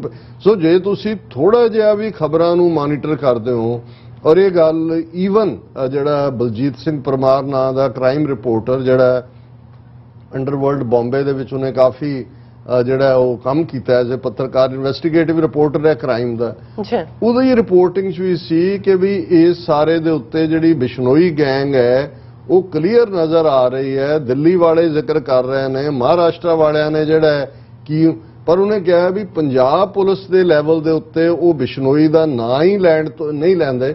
ਫਿਰ ਉਹਨੇ ਕਿਹਾ ਵੀ ਕਿਉਂਕਿ ਇਹ ਖੁਦ ਵੀ ਉਸ ਗੈਂਗ ਨੂੰ ਵਰਤ ਕੇ ਆਪਣਾ ਕੰਮ ਕਢਾਉਂਦੇ ਰਹੇ ਨੇ, ਇਹ ਨਹੀਂ ਹੈ ਵੀ ਉਹਦਾ ਕੋਈ ਇੰਨਾ ਟੈਰਰ ਹੈ। ਟੈਰਰ ਤਾਂ ਇਹ ਸਾਰੀਆਂ ਜਿੰਨੀਆਂ ਗੈਂਗਸ ਨੇ ਪੁਲਿਸ ਦੇ ਨਾਲ ਹੀ ਰਲ ਕੇ ਕੰਮ ਕਰਦੀਆਂ ਨੇ। ਜੇ ਕੋਈ ਸਫਾਈ ਤੇ ਆ ਜਾਏ ਇਹਨਾਂ ਦਾ ਤਾਂ ਕੋਈ ਨਹੀਂ ਹੈ, ਤਾਂ ਇਹਨਾਂ ਦੇ ਹੀ ਬੰਦੇ ਨੇ। ਇੱਕ ਪਾਸੇ ਜਿਹੜੇ ਪੁਲਸੀਏ ਨੇ ਉਹ ਗੁੰਡਾਜ਼ ਇਨ ਯੂਨੀਫਾਰਮ ਨੇ, ਉਹ ਯੂਨੀਫਾਰਮ 'ਚ ਗੁੰਡੇ ਨੇ, ਤੇ ਦੂਜੇ ਜਿਹੜੇ ਨੇ ਗੁੰਡਾਜ਼ ਵਿਦਆਊਟ ਯੂਨੀਫਾਰਮ ਨੇ, ਇੰਨਾ ਹੀ ਫਰਕ ਹੈ। ਸੋ ਮੈਂ ਇਹੀ ਕਹਿਣਾ ਚਾਹੁੰਦਾ ਕਿ ਭਾਈ ਅਲਟੀਮੇਟਲੀ ਇਹ ਇਹਨਾਂ ਦੀ ਖੇਡ ਹੈ, ਏਜੰਸੀਆਂ ਦਾ ਹੀ ਕੰਮ ਹੈ, ਜਿਹੜੀ ਅਸੀਂ ਆਪਣੇ ਪਹਿਲੀ ਬਰੀਫਿੰਗ 'ਚ ਕਿਹਾ ਸੀ। ਔਰ ਇਹ ਹੁਣ ਸਾਰੇ ਔਰ ਖਬਰਾਂ 'ਚ ਉਲਝਾ ਦਿੱਤਾ ਹੈ ਸਾਰਿਆਂ ਨੂੰ, ਹਰ ਕੋਈ। ਮੈਂ ਵੀ ਜਦੋਂ ਫੋਲੋ ਕਰਦਾ ਕੀ ਆਇਆ, ਕਿੰਨੀਆਂ ਖਬਰਾਂ ਨੇ, Interpol issues red corner notice against Goldy Brar, Sidhu Moosewala murder embarrassment for Punjab police as CBI says red corner notice against Goldie Brar sought on May 30th, a day after singer was killed. ਹੁਣ ਉਹ ਕੁਝ ਕਹਿ ਰਹੇ ਨੇ, ਕੁਝ ਕਹਿ ਰਹੇ ਨੇ। Lawrence Bishnoi gang delivered threat letter for Salman Khan, plan was to extort money from him। ਔਰ ਇਹ ਸਾਰੀਆਂ ਜਿਹੜੀਆਂ ਨੇ ਇਸ ਕਿਸਮ ਦੀਆਂ ਖਬਰਾਂ ਸਿਰਫ ਤੇ ਸਿਰਫ ਉਹ ਉਸੇ ਜਿਹੜਾ ਚੁਰਾਹੇ 'ਚ ਬੈਠਾ ਹੈ, ਜਿਹਨੂੰ ਪੁੱਛਿਆ ਵੀ ਚੋਰ ਕਿਹੜੇ ਪਾਸੇ ਗਿਆ, ਉਹ ਕਹਿ ਰਿਹਾ ਇੱਧਰ ਹੈ, ਕਿਉਂਕਿ ਇਹ ਖੁਦ ਹੀ ਇਹ ਸਾਰਾ ਕਾਰਾ ਕਰਨ ਵਾਲੇ ਜੀ। ਡਾਕਟਰ ਸਾਹਿਬ ਤੁਹਾਡਾ ਬਹੁਤ ਸ਼ੁਕਰੀਆ। ਇਸ ਵਕਤ ਲੈਣੇ ਬ੍ਰੇਕ। ਵਿਊਅਰਸ ਤੁਸੀਂ ਇਸੇ ਤਰ੍ਹਾਂ ਹੀ ਬਣੇ ਰਹਿਣਾ, ਮਿਲਦੇ ਹਾਂ ਛੋਟੇ ਜਿਹੇ ਬ੍ਰੇਕ ਤੋਂ ਬਾਅਦ।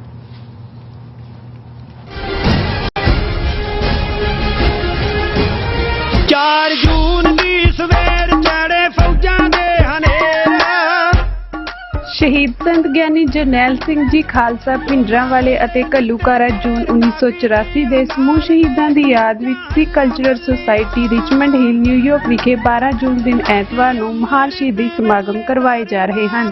ਸਵੇਰੇ 9:30 ਵਜੇ ਅਖੰਡ ਪਾਠ ਸਾਹਿਬ ਦੇ ਭੋਗ ਪਾਏ ਜਾਣਗੇ, ਜਿਸ ਤੋਂ ਉਪਰੰਤ ਸ਼ਹੀਦਾਂ ਦੀ ਯਾਦ ਵਿੱਚ ਦੀਵਾਨ ਸਜਾਏ ਜਾਣਗੇ, ਜਿਨ੍ਹਾਂ ਵਿੱਚ ਪੰਜ ਪ੍ਰਸਿੱਧ ਰਾਗੀ ਢਾਡੀ ਜਥੇ ਸੰਗਤਾਂ ਨੂੰ ਗੁਰਬਾਣੀ ਅਤੇ ਇਤਿਹਾਸ ਨਾਲ ਜੋੜਨਗੇ।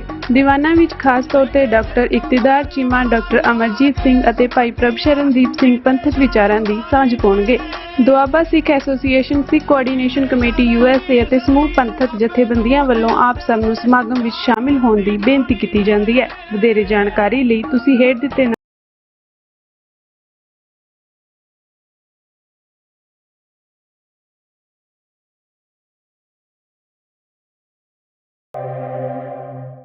ਖਾਲਿਸਤਾਨ ਰੈਫਰੈਂਡਮ ਦੀਆਂ ਵੋਟਾਂ ਦਾ ਇਟਲੀ ਵਿਖੇ ਚੌਥਾ ਸੈਂਟਰ ਬਾਰੀ ਵਿਖੇ ਖਾਲਿਸਤਾਨ ਰੈਫਰੈਂਡਮ ਦੀਆਂ ਵੋਟਾਂ 12 ਜੂਨ ਦਿਨ ਐਤਵਾਰ ਨੂੰ ਗੁਰਦੁਆਰਾ ਸਿੰਘ ਸਭਾ ਸਾਨੀ ਕਾਂਦਰੋ ਦੀ ਬਾਰੀ ਇਟਲੀ ਵਿਖੇ ਸਵੇਰੇ 9 ਵਜੇ ਤੋਂ ਲੈ ਕੇ ਸ਼ਾਮ ਦੇ 3 ਵਜੇ ਤੱਕ ਪੈਣਗੀਆਂ। ਹੋਰ ਜਾਣਕਾਰੀ ਲਈ ਸੰਪਰਕ ਕਰ ਸਕਦੇ ਹੋ +39 350 954 0811 ਜਾਂ +39 327 5830424।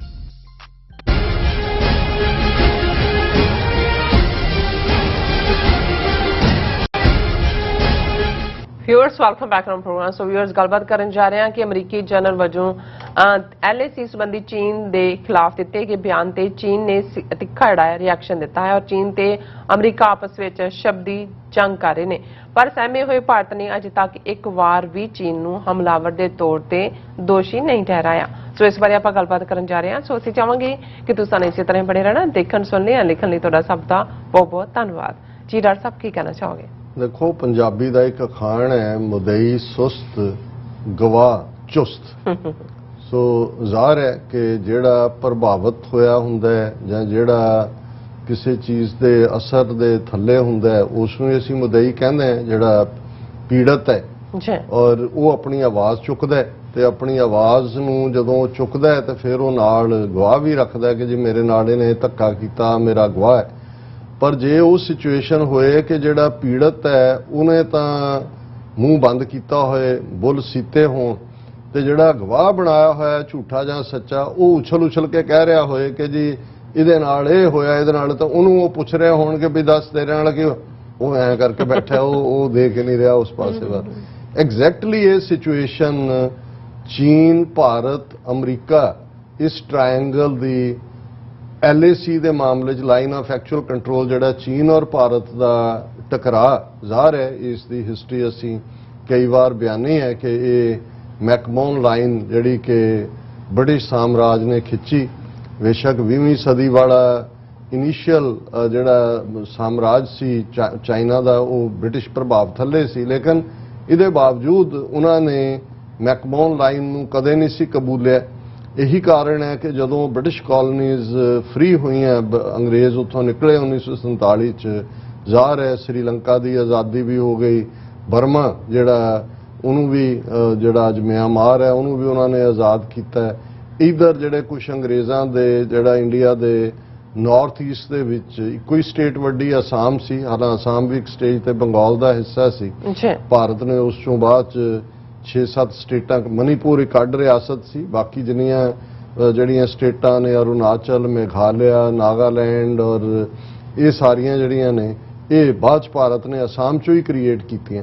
ਹੁਣ ਇਹੀ ਅਸਾਮ ਦਾ ਔਰ ਦੂਸਰੇ ਪਾਸੇ ਜਦੋਂ ਅਸੀਂ ਈਸਟਰਨ ਬਾਰਡਰ ਤੱਕ ਕਸ਼ਮੀਰ ਦਾ ਪਾਰਟ ਦੇਖਦੇ ਹਾਂ, ਕਿਉਂਕਿ ਜੰਮੂ ਕਸ਼ਮੀਰ ਜਿਸ ਦੇ ਵਿੱਚ ਗਿਲਗਿਤ ਬਲਸਤਾਨ ਵੀ ਜਿਸ ਦਾ ਹਿੱਸਾ ਸੀ ਐਟ ਸਮ ਸਟੇਜ, ਇਹ ਉਹ ਜਿਹੜਾ ਮੈਪ ਸੀ ਉਸ ਖਿੱਤੇ ਦਾ ਜਿਹੜਾ ਸਿੱਖ ਰਾਜ ਵੇਲੇ ਡਰਾ ਕੀਤਾ ਗਿਆ। ਜ਼ਾਹਰ ਹੈ 1842 ਦੇ ਵਿੱਚ ਜਦੋਂ ਲਾਹੌਰ ਦੇ ਤਖਤ ਤੇ ਮਹਾਰਾਜਾ ਸ਼ੇਰ ਸਿੰਘ ਸਨ, ਮਹਾਰਾਜਾ ਰਣਜੀਤ ਸਿੰਘ ਦਾ ਲੜਕਾ, ਉਸ ਵੇਲੇ ਉਹਨਾਂ ਦੇ ਇੱਕ ਜਨਰਲ ਸਿੱਖ ਫੌਜ ਦੇ ਜਨਰਲ ਜ਼ੋਰਾਵਰ ਸਿੰਘ ਨੇ ਜਿਹੜਾ ਇਸ ਹਿੱਸੇ ਨੂੰ ਜਿਹੜਾ ਉਹ ਕੰਕਰ ਕੀਤਾ, ਲਦਾਖ ਔਰ ਈਵਨ ਉਹ ਤਿੱਬਤ, ਲਹਾਸਾ ਤੱਕ ਪਹੁੰਚਿਆ। ਇੱਕ ਵਾਰ ਵਿਕਟਰੀ ਹੋਈ, ਦੂਜੀ ਵਾਰ ਡਿਫੀਟ ਹੋਈ ਔਰ ਫਿਰ ਉੱਥੋਂ ਵਾਪਸ ਫੌਜ ਨੂੰ ਮੁੜਨਾ ਪਿਆ।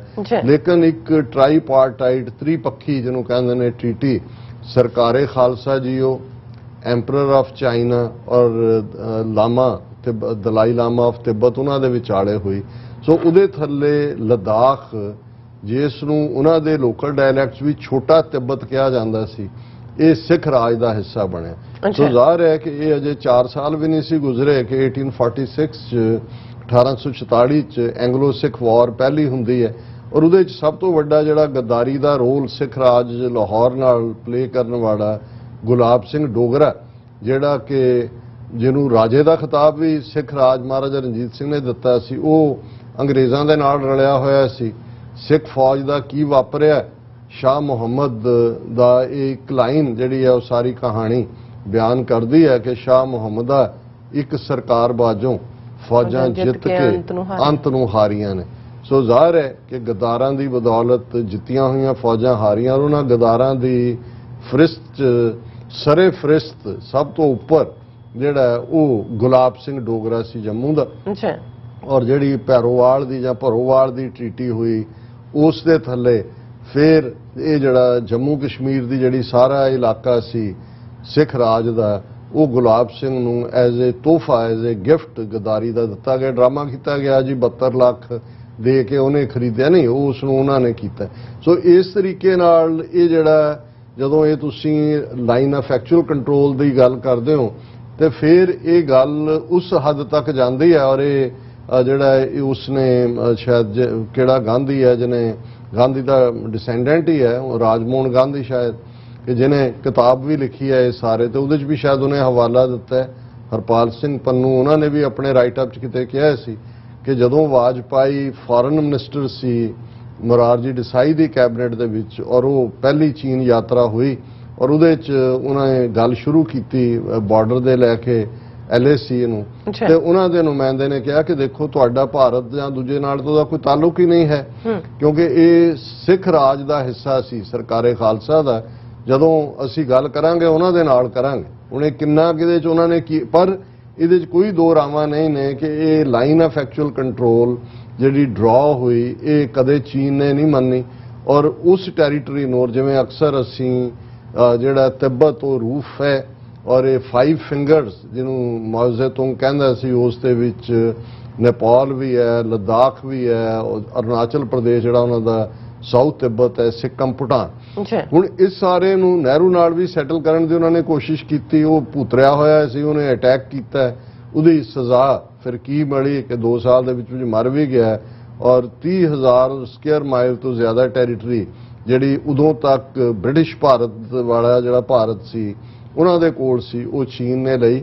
ਫਿਰ ਜਿਹੜੇ ਜਿੱਥੇ ਤੱਕ ਅੱਗੇ ਆ ਵੀ ਗਏ ਸੀ ਤੇਜਪੁਰ ਤੱਕ, ਔਰ ਦੂਜੇ ਉਹ ਵਾਪਸ ਮੁੜੇ ਔਰ ਵਾਪਸ ਹਟੇ। ਹੁਣ ਇਸ ਸਾਰੇ ਪੀਰੀਅਡ 'ਚ ਬੇਸ਼ੱਕ ਚਾਈਨਾ ਨੇ ਭਾਰਤ ਦੇ ਨਾਲ ਬਿਜ਼ਨਸ ਰਿਲੇਸ਼ਨਸ ਡਿਵੈਲਪ ਕੀਤੇ। ਅੱਜ ਵੀ ਦੁਨੀਆ ਦੇ ਸਾਰੇ ਮੁਲਕਾਂ 'ਚ ਸਭ ਤੋਂ ਜ਼ਿਆਦਾ ਟ੍ਰੇਡ $100 ਬਿਲੀਅਨ ਪਲੱਸ ਭਾਰਤ ਦੀ ਚੀਨ ਨਾਲ ਹੈ। ਔਰ ਜ਼ਾਹਰ ਹੈ ਕਿ ਵੀ ਇਹ ਆਪਣੇ ਆਪ 'ਚ ਇਸ ਗੱਲ ਦਾ ਸਬੂਤ ਹੈ ਕਿ ਜਿਹੜੇ ਹਿੰਦੂਤਵੀ ਵਿਦ ਇਨ ਕੰਟਰੀ ਤਾਂ ਆਪਣੇ ਲੋਕਾਂ ਨੂੰ ਕਿਵੇਂ ਅਕਲੀਅਤਾਂ ਦੇ ਨਾਲ ਬਿਹੇਵ ਕਰ ਰਹੇ ਨੇ, ਕਿਵੇਂ ਦਾਦੇ ਬਣੇ ਹੋਏ ਨੇ, ਪਰ ਉੱਥੇ ਕਿਵੇਂ ਭਿੱਜੀ ਬਿੱਲੀ ਬਣ ਜਾਂਦੇ ਨੇ। ਔਰ ਜੋ ਕੁਝ ਫਿਰ ਜੂਨ 2020 ਦੇ ਵਿੱਚ ਉਹ ਜਿਵੇਂ ਚੀਨ ਨੇ ਇਹਨਾਂ ਦੇ ਭੂਤਰੇਪਨ ਦੀ ਇਹਨਾਂ ਨੂੰ ਸਜ਼ਾ ਦਿੱਤੀ। ਪੈਂਗੋਂਗ ਸੋ ਲੇਕ ਤੇ ਕੀ ਹੋਇਆ, ਗਲਵਾਨ ਵੈਲੀ 'ਚ ਕੀ ਹੋਇਆ, ਔਰ ਕਿਵੇਂ ਕਿੰਨੇ ਹਜ਼ਾਰ ਸਕੁਅਰ ਕਿਲੋਮੀਟਰ ਏਰੀਆ, ਕਿਉਂਕਿ ਭਾਰਤ ਤਾਂ ਉਹਨੇ ਦਾ ਮੂੰਹ ਸੀਤਾ ਹੋਇਆ ਕਿ ਵੀ ਉਹਨਾਂ ਨੇ ਹੜੱਪਿਆ। ਔਰ ਇਹਦੇ ਬਾਵਜੂਦ ਕਿ ਭਾਈ ਇਹਨਾਂ ਨੇ ਕਿਹਾ ਜੀ ਅਸੀਂ ਫਲਾਣੀਆਂ ਐਪਸ ਬੰਦ ਕਰਤੀਆਂ, ਅਸੀਂ ਇਹ ਕਰਾਂਗੇ। ਅੱਜ ਵੀ ਸਭ ਤੋਂ ਜ਼ਿਆਦਾ ਟ੍ਰੇਡ ਚਾਈਨਾ ਨਾਲ ਹੈ। 15 ਤੋਂ ਜ਼ਿਆਦਾ ਜਿਹੜੀਆਂ ਇਹਨਾਂ ਦੀਆਂ ਮੀਟਿੰਗਸ ਕਮਾਂਡਰ ਲੈਵਲ ਦੀਆਂ ਹੋਈਆਂ ਨੇ, ਉਹੀ ਪੈਂਗੋਂਗ ਸੋ ਲੇਕ, ਉਹੀ ਉਸ ਤੋਂ ਪਹਿਲਾਂ ਜਿਹੜਾ ਡੋਕਲਾਮ ਦੇ ਵਿੱਚ ਵੀ ਜਿਹਦਾ ਬਾਰਡਰ ਭੂਟਾਨ ਨਾਲ ਲੱਗਦਾ, ਇਹਨਾਂ ਨੂੰ ਸਜ਼ਾ ਦਿੱਤੀ ਗਈ। ਹੁਣ ਸਾਰੇ ਦੇ ਚੱਲਦੇ ਆ ਕਿਉਂਕਿ ਅਮਰੀਕਾ ਦਾ ਇੰਟਰਸਟ ਉਸ ਖਿੱਤੇ 'ਚ ਚਾਈਨਾ ਨੂੰ ਘੇਰਨ ਦਾ ਹੈ। ਉਹਦੇ ਲਈ ਕੁਆਡ ਬਣਾਈ ਗਈ, ਉਹਦੇ ਲਈ ਜਿਹੜਾ ਉਹ ਪੈਸੀਫਿਕ ਓਸ਼ਨ 'ਚ ਜਿਹੜੀਆਂ ਸਪੈਸ਼ਲ ਟ੍ਰੇਨਿੰਗਸ ਐਕਸਰਸਾਈਜ਼ਸ ਇਹ ਉਹਦੇ ਨਾਂ ਥੱਲੇ। ਹੁਣ ਭਾਰਤ ਨੇ ਅੱਜ ਤੱਕ ਜਿਹੜੀ ਘਟਨਾ ਮਈ ਜੂਨ 2020 'ਚ ਹੁੰਦੀ ਹੈ, ਆਲਮੋਸਟ 2 ਸਾਲ ਹੋ ਗਏ ਨੇ, ਅੱਜ ਤੱਕ ਭਾਰਤ ਦੇ ਪ੍ਰਾਈਮ ਮਿਨਿਸਟਰ, ਹੋਮ ਮਿਨਿਸਟਰ, ਉਹਨਾਂ ਦੀ ਫੋਰਨ ਮਿਨਿਸਟਰੀ ਨੇ ਪਾਰਲੀਮੈਂਟ ਔਰ ਜਾਂ ਬਾਹਰ ਕਦੇ ਨਹੀਂ ਕਿਹਾ ਵੀ ਚੀਨ ਐਗਰੈਸਰ ਹੈ, ਚੀਨ ਨੇ ਸਾਡੀ ਟੈਰੀਟਰੀ ਤੇ ਕਬਜ਼ਾ ਕੀਤਾ ਹੈ। ਲੇਕਿਨ ਅਮਰੀਕਾ ਹੁਣ ਮੁਦਈ ਸੁਸਤ ਗਵਾਹ ਚੁਸਤ ਹੀ ਹੈ। ਹੁਣ ਅਮਰੀਕਾ ਦਾ ਉਸ ਕਮਾਂਡ ਦਾ ਜਿਹੜਾ ਪੈਸੀਫਿਕ ਕਮਾਂਡ ਦਾ ਲੈਫਟੀਨੈਂਟ ਜਨਰਲ ਹੈ ਜਾਂ ਜਨਰਲ ਚਾਰਲਸ ਏ ਫਲਿਨ, ਪਿਛਲੇ ਦਿਨਾਂ 'ਚ ਇਹ ਭਾਰਤ ਗਿਆ ਔਰ ਫਲਿਨ ਨੇ ਉੱਥੇ ਜਾ ਕੇ ਕਿਹਾ ਕਿ ਵੀ ਚਾਈਨੀਜ਼ ਐਕਟੀਵਿਟੀ ਇਨ ਈਸਟਰਨ ਲੱਦਾਖ ਆਈ ਓਪਨਿੰਗ ਬਿਹੇਵੀਅਰ ਕੰਸਰਨਿੰਗ, ਕਿ ਵੀ ਇਹ ਅੱਖਾਂ ਖੋਲਣ ਵਾਲਾ ਜੋ ਚੀਨ ਨੇ ਕੀਤਾ ਇਹਦੇ ਤੇ ਅਸੀਂ ਕੰਸਰਨਡ ਹੈ। ਔਰ ਫਿਰ ਉਹਨੇ ਕਿਹਾ China's infrastructure built up near border with India and Ladakh alarming says US general. ਉਹਨੇ ਕਿਹਾ ਜੀ ਤੁਸੀਂ ਚੁੱਪ ਕਰਕੇ ਬੈਠੇ ਹੋ ਅੱਖਾਂ ਬੰਦ ਕਰਕੇ, ਉਹਨਾਂ ਦਾ ਇਨਫਰਾਸਟ੍ਰਕਚਰ ਵੀ ਜਿਹੜਾ ਅਲਾਰਮਿੰਗ ਹੈ। Defence infrastructure being built by China near Ladakh is alarming. ਇਹ ਮੈਂ ਸਕਰੋਲ ਵਾਲਿਆਂ ਦੀ ਰਿਪੋਰਟਿੰਗ ਹੈ। ਹੁਣ ਇਹ ਉਹਨੇ ਪੂਰਾ ਖੁੱਲ ਕੇ ਜਿਹੜਾ ਇਸ ਦੇ ਉੱਤੇ ਗੱਲ ਕੀਤੀ ਕਿ ਭਾਈ ਇਹ ਜਿਹੜਾ ਤੁਸੀਂ ਅੱਖਾਂ ਬੰਦ ਕੀਤੀਆਂ, ਅੱਖਾਂ ਖੋਲੋ, ਇਵੇਂ ਹੋ ਰਿਹਾ। ਭਾਰਤ ਫਿਰ ਵੀ ਨਹੀਂ ਬੋਲਿਆ, ਉਹਨੇ ਉਸ ਚੈਨਲ ਤੇ ਵੀ ਕੋਈ ਕਮੈਂਟ ਨਹੀਂ ਕੀਤਾ। ਹਾਲਾਂਕਿ ਜਿਹੜਾ ਹੁਣ ਇਹ ਕਿਹਾ ਜੀ India China agree to hold next round of military talk soon on eastern Ladakh row ਤੇ ਜੀ ਉਹ ਜਿਹੜਾ ਈਸਟਰਨ ਲਦਾਖ ਪੈਂਗੋਂਗ ਸੋ ਲੇਕ ਅਸੀਂ ਗੱਲਬਾਤ ਕਰਾਂਗੇ। ਪਰ ਅੱਜ ਚਾਈਨਾ ਨੇ ਜਿਹੜਾ ਉਹ ਅਮਰੀਕਾ ਨੂੰ ਵੰਗਾਰਿਆ ਔਰ ਉਹਨਾਂ ਨੇ ਕਿਹਾ ਕਿ ਭਾਈ ਇਹ ਤੁਸੀਂ ਬਲਦੀ ਦੇ ਉੱਤੇ ਜਿਹੜਾ ਉਹ ਤੇਲ ਨਾ ਪਾਓ। ਔਰ Chinese Ministry of Foreign Affairs ਦੇ ਸਪੋਕਸਪਰਸਨ ਨੇ ਮਿਸਟਰ ਝਾਓ ਲੀਜਨ, ਉਹਨਾਂ ਨੇ ਇਹ ਕਿਹਾ ਕਿ this border issue is between China and India. The two sides have the will and capability to properly resolve the issues through talks. ਉਹਨਾਂ ਨੇ ਕਿਹਾ ਜੀ ਇਹ ਜਿਹੜਾ ਸਾਡੇ ਆਪਸ ਦੇ ਦੋ ਮੁਲਕਾਂ ਦੇ ਵਿੱਚ ਹੈ, ਸਾਡੇ 'ਚ ਕੈਪੇਬਿਲਿਟੀ ਹੈ ਵੀ ਅਸੀਂ ਇਹਨੂੰ ਗੱਲਬਾਤ ਰਾਹੀਂ ਹੱਲ ਕਰ ਸਕਦੇ ਹਾਂ। And sum US officials are trying to add fuel to the fire and pointing fingers. ਇਹ ਬਲਦੀ ਤੇ ਤੇਲ ਪਾ ਰਹੇ ਨੇ ਔਰ ਇਹ ਜਿਹੜਾ ਉਹ ਦੂਸ਼ਣਬਾਜ਼ੀ ਕਰ ਰਹੇ ਨੇ। Now this is despicable act. We hope they will do more to contribute to regional peace and stability. ਉਹਨਾਂ ਨੇ ਕਿਹਾ ਜੀ ਇਹ ਕੰਡੈਮਨੇਬਲ ਹੈ ਔਰ ਇਸ ਦੇ ਬਜਾਏ ਕਿ ਅਮਰੀਕਾ ਇਸ ਖਿੱਤੇ ਦੇ ਵਿੱਚ ਅਮਨ ਔਰ ਸਥਿਰਤਾ ਲਈ ਕੰਮ ਕਰੇ, ਇਹ ਜਿਹੜਾ ਇਸ ਦੇ ਉੱਤੇ ਬਲਦੀ ਦੇ ਉੱਤੇ ਤੇਲ ਪਾ ਰਹੇ ਨੇ। ਹੁਣ ਇਸ ਸਭ ਦੇ ਬਾਵਜੂਦ ਵੀ ਅਮਰੀਕਨ ਜਨਰਲ ਭਾਰਤ ਦੀ ਸੋਇਲ ਤੇ ਖਲੋ ਕੇ ਕਹਿੰਦਾ ਕਿ ਭਾਈ ਇਹ ਹੈ ਤੇ ਲੇਕਿਨ ਉਹ ਜਿਹੜਾ ਉਹ ਅੱਗੋਂ ਬੋਲਦਾ ਨਹੀਂ। ਤੇ ਫਿਰ ਉਹੀ ਗੱਲ ਜਿਹੜੀ ਅਸੀਂ ਅਕਸਰ ਦੁਹਰਾਉਂਦੇ ਹਾਂ ਕਿ ਇਬ ਕੀ ਬਾਹਰ ਮਾਰ ਤੋਂ ਦੇਖੋ। ਸੋ ਉਹਨਾਂ ਨੇ ਮੂੰਹ ਬੰਦ ਕੀਤੇ ਹੋਏ ਨੇ ਔਰ ਉਹਨਾਂ ਨੂੰ ਇਹ ਪਤਾ ਹੈ ਕਿ ਭਾਈ ਅਲਟੀਮੇਟਲੀ ਜਦੋਂ ਥੋੜਾ ਜਿਹਾ ਭੂਤਰਾਪਨ ਦਿਖਾਇਆ ਸੀ ਤੇ ਉਹਨਾਂ ਨੇ ਖੁੰਬ ਠੱਪ ਦਿੱਤੀ ਹੈ ਤੇ ਜੇ ਹੁਣ ਕੁਛ ਕੀਤਾ ਤਾਂ ਫਿਰ ਇਹਨਾਂ ਨੂੰ ਪਤਾ ਹੈ ਕਿ ਭਾਈ ਇਹਨਾਂ ਦਾ ਕੀ ਹਸ਼ਰ ਹੋਇਆ। ਜੀ ਡਾਕਟਰ ਸਾਹਿਬ ਬਿਲਕੁਲ। ਸੋ ਤੁਹਾਡਾ ਬਹੁਤ ਬਹੁਤ ਸ਼ੁਕਰੀਆ। ਸੋ ਹੱਥ ਲੈਣੇ ਬ੍ਰੇਕ। ਵਿਊਅਰਸ ਤੁਸੀਂ ਕਿਤੇ ਨਹੀਂ ਜਾਣਾ, ਮਿਲਦੇ ਹਾਂ after this short break.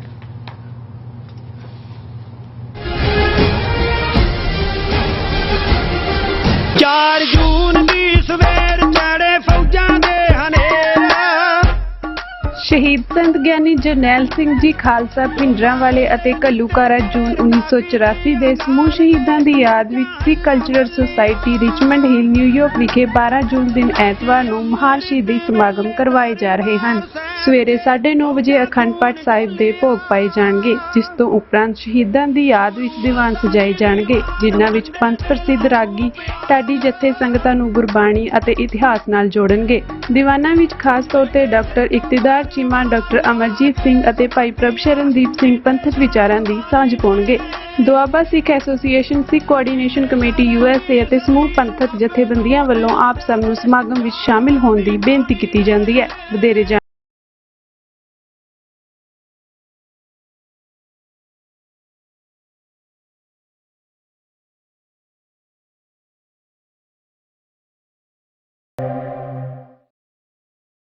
Khalistan referendum ਦੀਆਂ ਵੋਟਾਂ ਦਾ ਇਟਲੀ ਵਿਖੇ ਚੌਥਾ ਸੈਂਟਰ ਬਾਰੀ ਵਿਖੇ ਖਾਲਿਸਤਾਨ ਰੈਫਰੈਂਡਮ ਦੀਆਂ ਵੋਟਾਂ 12 ਜੂਨ ਦਿਨ ਐਤਵਾਰ ਨੂੰ ਗੁਰਦੁਆਰਾ ਸਿੰਘ ਸਭਾ ਸਾਨੀ ਕਾਂਦਰੋ ਦੀ ਬਾਰੀ ਇਟਲੀ ਵਿਖੇ ਸਵੇਰੇ 9 ਵਜੇ ਤੋਂ ਲੈ ਕੇ ਸ਼ਾਮ ਦੇ 3 ਵਜੇ ਤੱਕ ਪੈਣਗੀਆਂ। ਹੋਰ ਜਾਣਕਾਰੀ ਲਈ ਸੰਪਰਕ ਕਰ ਸਕਦੇ ਹੋ +39 350 954 0811 ਜਾਂ +39 327 583 0424।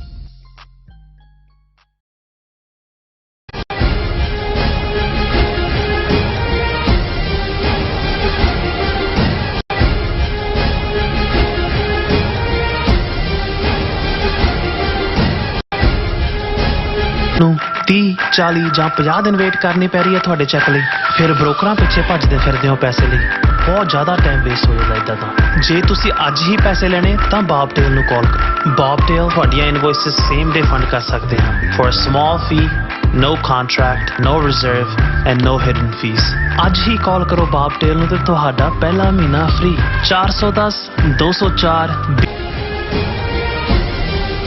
ਦਰਸ਼ਕੋ ਬ੍ਰੇਕ ਤੋਂ ਬਾਅਦ ਆਪਾਂ ਤੁਹਾਨੂੰ ਸਭ ਨੂੰ ਜੀ ਆਇਆਂ ਕਹਿੰਦੇ ਹਾਂ। ਸੋ ਗੱਲਬਾਤ ਕਰਾਂਗੇ ਕਿ ਸਾਡੇ UK ਤੋਂ ਇੱਕ ਵਿਊਅਰ ਵਿਨੀ ਕੌਰ ਜੀ ਨੇ ਭਾਰਤ ਦੀ ਖੁਫੀਆ ਏਜੰਸੀ ਰਾ, ਗੋਦੀ ਮੀਡੀਆ ਅਤੇ ਅੱਗੋਂ ਇਸ ਦੀਆਂ ਦੁਮਸ਼ਲਾ ਜਿਹੜੀਆਂ ਏਜੰਸੀਆਂ ਵੱਲੋਂ ਫੈਲਾਈਆਂ ਜਾ ਰਹੀਆਂ ਫੇਕ ਨਿਊਜ਼ ਦੇ ਆਪਣੇ ਜਿਹੜੇ ਨੇ ਵਿਚਾਰ ਪ੍ਰਗਟਾਏ ਨੇ, ਉਹ ਆਪਾਂ ਤੁਹਾਨੂੰ ਨਾਲ ਸਾਂਝੇ ਕਰਾਂਗੇ। ਔਰ ਨਾਲ ਹੀ ਉਹਨਾਂ ਨੇ ਸੱਚੋ ਸੱਚ ਪ੍ਰੋਗਰਾਮ ਦੀ ਤਾਰੀਫ ਤੇ ਸ਼ਲਾਘਾ ਵੀ ਕੀਤੀ ਹੈ। ਸੋ ਆਪਾਂ ਡਿਸਕਸ ਕਰਨ ਜਾ ਰਹੇ ਹਾਂ। ਸੋ ਅਸੀਂ ਚਾਹਾਂਗੇ ਕਿ ਤੁਸੀਂ ਸਾਨੂੰ ਇਸੇ ਤਰ੍ਹਾਂ ਹੀ ਬਣੇ ਰਹਿਣਾ, ਦੇਖਣ ਸੁਣਨ ਲਈ ਐਂਡ ਲਿਖਣ ਲਈ ਤੁਹਾਡਾ ਸਭ ਦਾ ਬਹੁਤ ਬਹੁਤ ਸ਼ੁਕਰੀਆ ਜੀ। ਡਾਕਟਰ ਸਾਹਿਬ ਕੀ ਕਹਿਣਾ ਚਾਹੋਗੇ?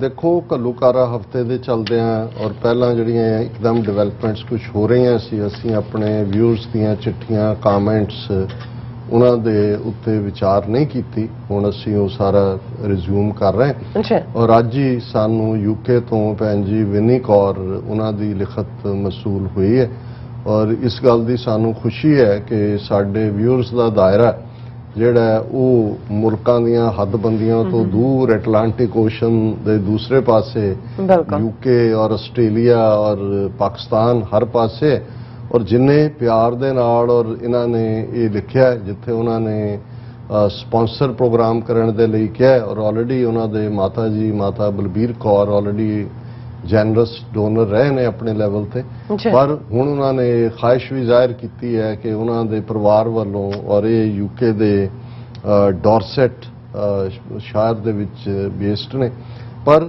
ਇਸ ਦੇ ਨਾਲ ਜਿੱਥੇ ਅਸੀਂ ਉਹਨਾਂ ਦਾ ਸ਼ੁਕਰੀਆ ਅਦਾ ਕਰਦੇ ਹਾਂ ਔਰ ਆਉਣ ਵਾਲੇ ਦਿਨਾਂ 'ਚ ਉਹਨਾਂ ਨੇ ਸੱਚੋ ਸੱਚ ਪ੍ਰੋਗਰਾਮ 20 ਜੂਨ ਨੂੰ ਸਪਾਂਸਰ ਕਰਨ ਨੂੰ ਕਿਹਾ। ਅਸੀਂ ਆਲਟਰਨੇਟ ਡੇਟਾਂ ਵੀ ਦਿੱਤੀਆਂ ਨੇ ਔਰ ਅਸੀਂ ਉਹਨਾਂ ਦੀ ਖਾਹਿਸ਼ ਦੇ ਮੁਤਾਬਕ ਹੀ ਉਹਨਾਂ ਦੇ ਨਾਲ ਰਾਬਤਾ ਵੀ ਸਾਡੀ ਟੀਮ ਕਰੇਗੀ। ਪਰ ਉਹਨਾਂ ਦੀ ਲਿਖਤ ਤੋਂ ਮੈਨੂੰ ਇਹ ਅੰਦਾਜ਼ਾ ਵੀ ਹੋਇਆ ਕਿ ਭਾਈ ਜਿਵੇਂ ਮੈਂ ਪ੍ਰੋਗਰਾਮ ਦੇ ਪਹਿਲੇ ਸੈਗਮੈਂਟ 'ਚ ਕਿਹਾ ਸੀ ਕਿ ਸਾਡੇ ਕੋਲ ਇੰਨੇ ਰਿਸੋਰਸਿਸ ਤਾਂ ਨਹੀਂ ਨੇ ਕਿ ਅਸੀਂ ਅੱਡ-ਅੱਡ ਰਿਸਰਚਰ ਜਾਂ ਦੂਸਰੇ ਜਿਹੜੇ ਨੇ ਫੀਲਡ ਤੇ ਰੱਖੀਏ, ਪਰ ਸਾਡੇ ਵਿਊਅਰਸ ਹੀ ਜਿਹੜੇ ਬਹੁਤ ਜਾਗਰੂਕ ਨੇ ਉਹੀ ਸਾਡਾ ਬਹੁਤ ਸਾਰਾ ਜੋ ਕੁਝ ਅਸੀਂ ਪ੍ਰੈਜ਼ੈਂਟ ਕਰਦੇ ਹਾਂ ਉਹਦੇ 'ਚ ਉਹਨਾਂ ਦੀ ਬਹੁਤ ਵੱਡੀ ਕੰਟਰੀਬਿਊਸ਼ਨ ਹੁੰਦੀ ਹੈ। ਔਰ ਇਹਨਾਂ ਦੀ ਭੈਣ ਜੀ ਵਿਨੀ ਕੌਰ ਦੀ ਲਿਖਤ ਦੇ ਵਿੱਚੋਂ ਵੀ ਮੈਨੂੰ ਅੰਦਾਜ਼ਾ ਹੋਇਆ ਕਿ ਵੀ ਇੱਕ ਪਾਸੇ ਦੁਸ਼ਮਣ ਬਾਤ ਕਰੇ ਅਨਹੋਣੀ, ਇਹ ਤਾਂ ਹੈ ਹੀ ਹੈ, ਉਹ ਜਿਹੜੇ ਹਥਿਆਰਾਂ ਦਾ ਇਸਤੇਮਾਲ ਕਰਦਾ ਹੈ ਸਾਡੀ ਕੌਮ ਦੇ ਵਿੱਚ ਉਹ ਸੂਝਵਾਨ ਵੀਰ ਭੈਣਾਂ ਵੀ ਨੇ ਜਿਹੜੇ ਸਮਝਦੇ ਨੇ ਔਰ ਇਸ ਦੇ ਉੱਤੇ ਵਿਚਾਰ ਵੀ ਕਰਦੇ ਨੇ ਵੀ ਇਹਨਾਂ ਨੂੰ ਕਿਵੇਂ ਖੁੰਡਿਆਂ ਕਰਨਾ। ਔਰ ਮੈਂ ਉਹਨਾਂ ਦੀ ਲਿਖਤ ਦਾ ਜਿਹੜਾ ਇੱਕ ਹਿੱਸਾ ਸਾਂਝਾ ਕਰਨਾ ਚਾਹੁੰਦਾ, ਉਹਦੇ 'ਚ ਉਹਨਾਂ ਨੇ ਮੈਨੂੰ ਐਡਰੈਸ ਕਰਕੇ ਤੁਹਾਨੂੰ ਵੀ ਐਡਰੈਸ ਕੀਤਾ ਹੈ ਨੀਲਮ ਕੌਰ ਜੀ ਨਾਲ। ਵੀ watch SOS very regularly and miss you both when you are away. We are so grateful for your hard work over so many years. We cannot thank you enough. We always learn so much from both of you. Thank you so ਉਹਨਾਂ much. ਨੇ ਸੱਚੋ ਸੱਚ ਦੀ ਤਾਰੀਫ ਕੀਤੀ। ਉਹਨਾਂ ਨੇ ਕਿਹਾ ਵੀ ਜਦੋਂ ਤੁਸੀਂ ਨਹੀਂ ਹੁੰਦੇ ਤੁਹਾਨੂੰ ਅਸੀਂ ਮਿਸ ਕਰਦੇ ਹਾਂ। ਇਹ ਉਹਨਾਂ ਦੀ ਭੈਣ ਜੀ ਦੀ ਆਪਣੀ ਵੱਡਿਤਨ ਹੈ, ਉਹਨਾਂ ਨੇ ਇਸ ਕਿਸਮ ਨਾਲ ਵਡਿਆਇਆ। Your efforts are essential to counter the disinformation campaign from Godi media and we hope all our Sikh families see this and can support you with their ਦਸਵੰਧ contributions। ਕਿ ਵੀ ਤੁਸੀਂ ਕਿਵੇਂ ਗੋਦੀ ਮੀਡੀਆ ਦਾ ਜਿਹੜਾ ਡਿਸਇਨਫੋਰਮੇਸ਼ਨ ਕੈਂਪੇਨ ਹੈ ਝੂਠ ਦੇ ਉੱਤੇ ਮਬਨੀ ਉਹਨੂੰ ਕਾਊਂਟਰ ਕਰਦੇ ਹੋ ਔਰ ਉਹਨਾਂ ਨੇ ਬਾਕੀਆਂ ਨੂੰ ਵੀ ਅਪੀਲ ਕੀਤੀ ਹੈ ਕਿ ਉਹ ਆਪਣਾ ਦਸਵੰਧ ਜਿਹੜਾ ਹੈ ਉਹ ਕੰਟਰੀਬਿਊਟ ਕਰਨ।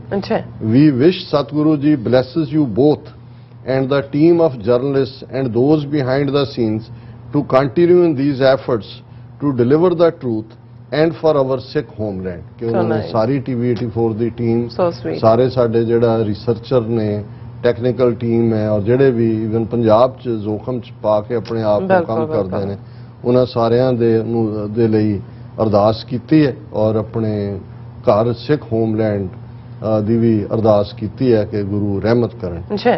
Just a thought from me to tackling fake news from raw Godi media bots. I heard on news programs that Ukraine seem to have persons who know how to stop them. I wonder how we might get this training and also how do we tell the world that India seems to have quite the same monopoly over news that Putin undertook to achieve when he graduated to the now dictatorial Russian regime।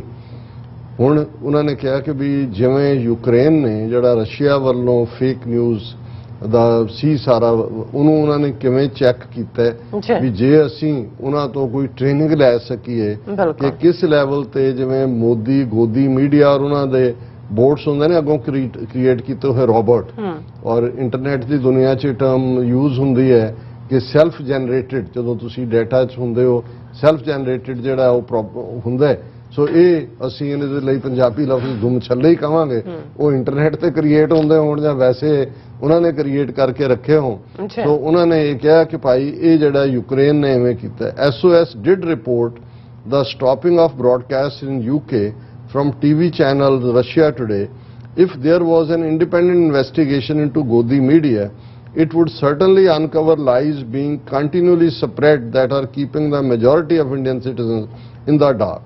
ਇਹ ਉਹਨਾਂ ਨੇ ਕਿਹਾ ਕਿ ਵੀ ਜਿਵੇਂ UK ਨੇ stop ਕੀਤਾ ਉਸ ਕਿਸਮ ਦਾ ਰਸ਼ੀਅਨ ਟੁਡੇ ਜਿਹੜਾ ਉਹਨਾਂ ਦਾ ਪ੍ਰੋਪੇਗੈਂਡਾ ਹੈ। ਔਰ ਇਸੇ ਤਰ੍ਹਾਂ ਜੇ ਇੰਡੀਪੈਂਡੈਂਟ ਇਨਵੈਸਟੀਗੇਸ਼ਨ ਹੋਏ ਕੋਈ ਗੋਦੀ ਮੀਡੀਆ ਦਾ ਤੇ ਫਿਰ ਇਹ ਸਾਹਮਣੇ ਆਏਗਾ ਕਿ ਭਾਈ ਕਿਵੇਂ ਹੋਏਗਾ। ਮੈਂ ਵੈਸੇ ਭੈਣ ਜੀ ਵਿਨੀ ਕੌਰ ਸਾਡੇ ਪ੍ਰੋਗਰਾਮ ਨਾਲ ਰੈਗੂਲਰ ਜੁੜਦੇ ਹੋਣਗੇ, ਇਹ ਤਾਂ ਬਹੁਤ ਵੱਡਾ ਜਿਹੜਾ ਇਹਨਾਂ ਦਾ ਸਾਰਾ ਸਕੈਂਡਲ ਡਿਸਇਨਫੋ ਲੈਬ ਦੇ ਥੱਲੇ ਕਿ ਕਿੰਨੇ 100 ਵੈਬ ਕਿਵੇਂ ਜਿਹੜੇ ਮਰ ਗਏ। ਇੱਕ UN ਦਾ ਮੈਂਬਰ ਪ੍ਰੋਫੈਸਰ ਸੀ ਉਹਦਾ ਹਾਰਵਰਡ ਦਾ, ਉਹਦੀ ID ਤੋਂ ਲੈ ਕੇ ਕਿੰਨੀਆਂ ਲੈਂਗੁਏਜਸ ਦੇ ਵਿੱਚ, ਔਰ ਇਹ ਇੱਕ ਇੰਡੀਪੈਂਡੈਂਟ ਬਾਡੀ ਨੇ ਯੂਰਪ ਦੀ ਨੇ ਇਹਨਾਂ ਨੂੰ ਐਕਸਪੋਜ਼ ਕੀਤਾ ਸੀ। ਡਿਸਇਨਫੋ ਜੇ ਤੁਸੀਂ ਡਿਸਇਨਫੋ ਲੈਬ ਪਾ ਕੇ ਗੂਗਲ ਕਰੋਗੇ ਤਾਂ ਸਾਹਮਣੇ ਆਏਗਾ ਵੀ ਆਲਰੇਡੀ ਇਸ ਲੈਵਲ ਦੇ ਉੱਤੇ ਐਕਸਪੋਜ਼ ਹੋਏ ਨੇ ਕਿ ਉਸ ਡਿਸਇਨਫੋ ਲੈਬ ਨੇ ਹੀ ਦੱਸਿਆ ਕਿ ਵੀ ਜਿਹੜਾ ਯੂਰਪੀਅਨ ਪਾਰਲੀਮੈਂਟ ਦੇ ਮੈਂਬਰਾਂ ਦਾ ਜਿਹੜਾ ਡੈਲੀਗੇਸ਼ਨ ਕਸ਼ਮੀਰ 'ਚ ਭੇਜਿਆ ਗਿਆ ਇਹ ਦੱਸ ਉਹ ਸਾਰਾ ਉਹਨਾਂ ਨੇ ਫਾਈਨੈਂਸ ਕੀਤਾ ਔਰ ਕਿਸ ਲੈਵਲ ਦੇ ਉੱਤੇ ਉਹਨਾਂ ਦੀ ਪਹੁੰਚ ਹੈ। ਹੁਣ ਉਹਨਾਂ ਨੇ ਅੱਗੋਂ ਇਹ ਕਿਹਾ ਕਿ if the world could understand the campaign of disinformation from Indira Gandhi utilizing the control obtained over news outlets that led up to the genocide of Sikhs in 1984, they could then also begin to see how this was a concerted government effort against a minority community.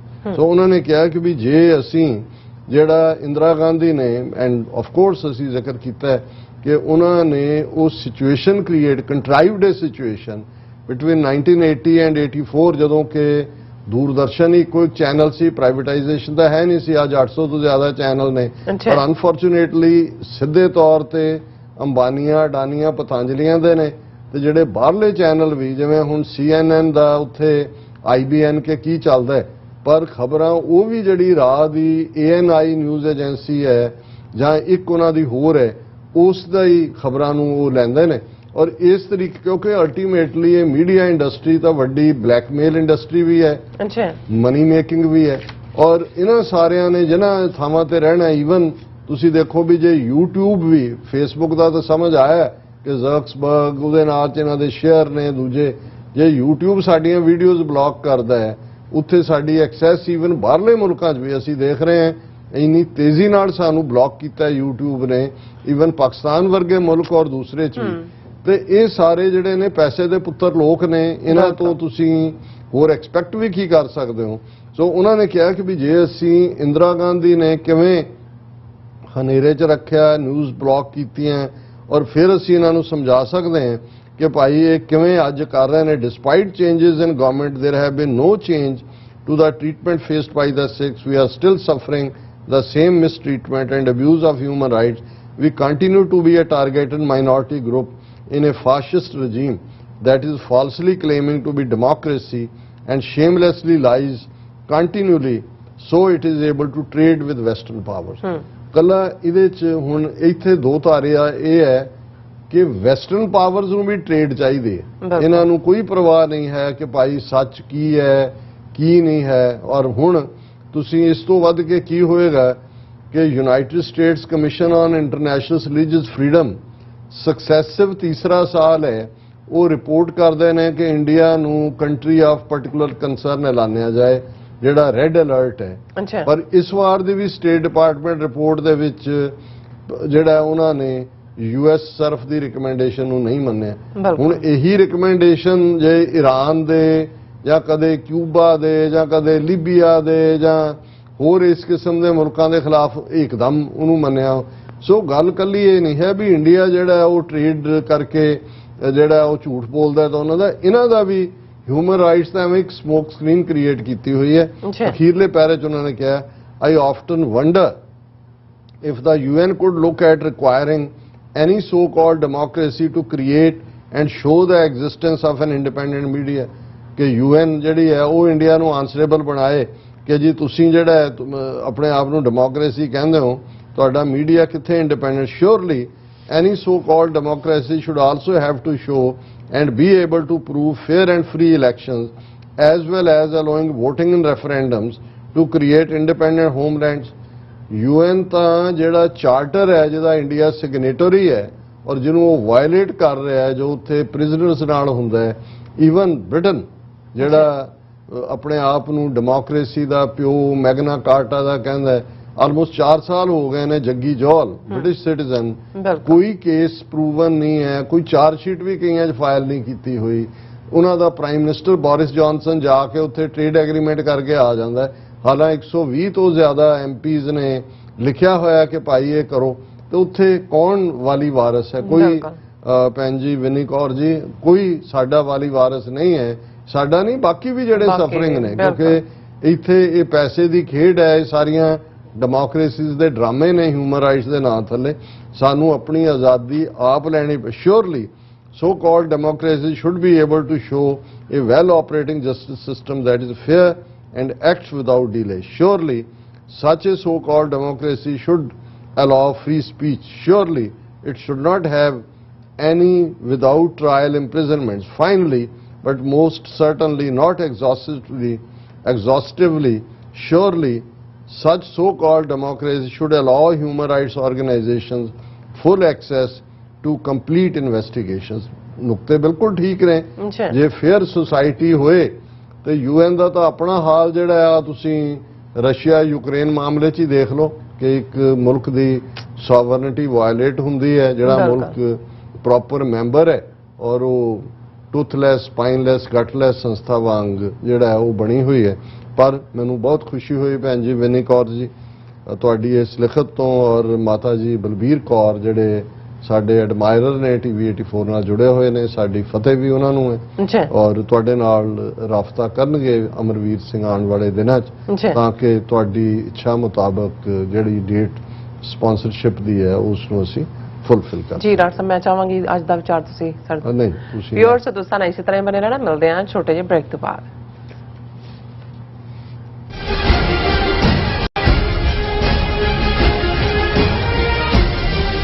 4 ਜੂਨ ਦੀ ਸਵੇਰ ਚੜੇ ਫੌਜਾਂ ਦੇ ਹਨੇਰਾ।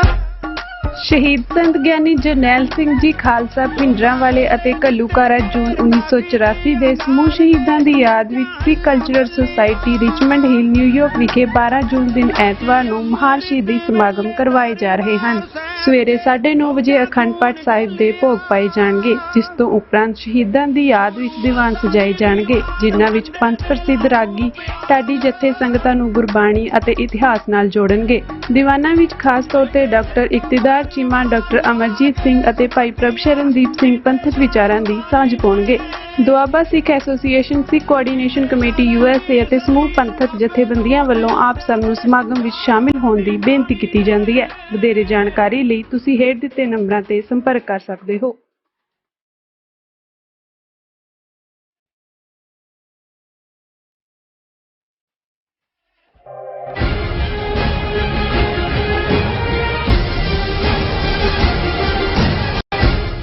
Viewers welcome back to program. So viewers and ਵਾਲੇ section ਦੇ ਵਿੱਚ ਆਪਾਂ ਗੱਲਬਾਤ ਕਰਨ ਜਾ ਰਹੇ ਹਾਂ ਪਾਕਿਸਤਾਨ ਦੇ ਹਵਾਲੇ ਨਾਲ ਕਿ ਪਾਕਿਸਤਾਨ ਦੀ ਨਾਦਰਾ ਏਜੰਸੀ ਮੁਤਾਬਕ ਪਾਕਿਸਤਾਨ ਵਿੱਚ 5% ਦੇ ਕਰੀਬ ਘੱਟ ਗਿਣਤੀ ਕੌਮਾਂ ਦੇ ਲੋਕ ਵਸਦੇ ਹਨ ਔਰ ਨਾਦਰਾ ਰਿਪੋਰਟ ਅਨੁਸਾਰ ਪਾਕਿਸਤਾਨ ਵਿੱਚ 74,130 ਸਿੱਖ ਵਸਦੇ ਹਨ।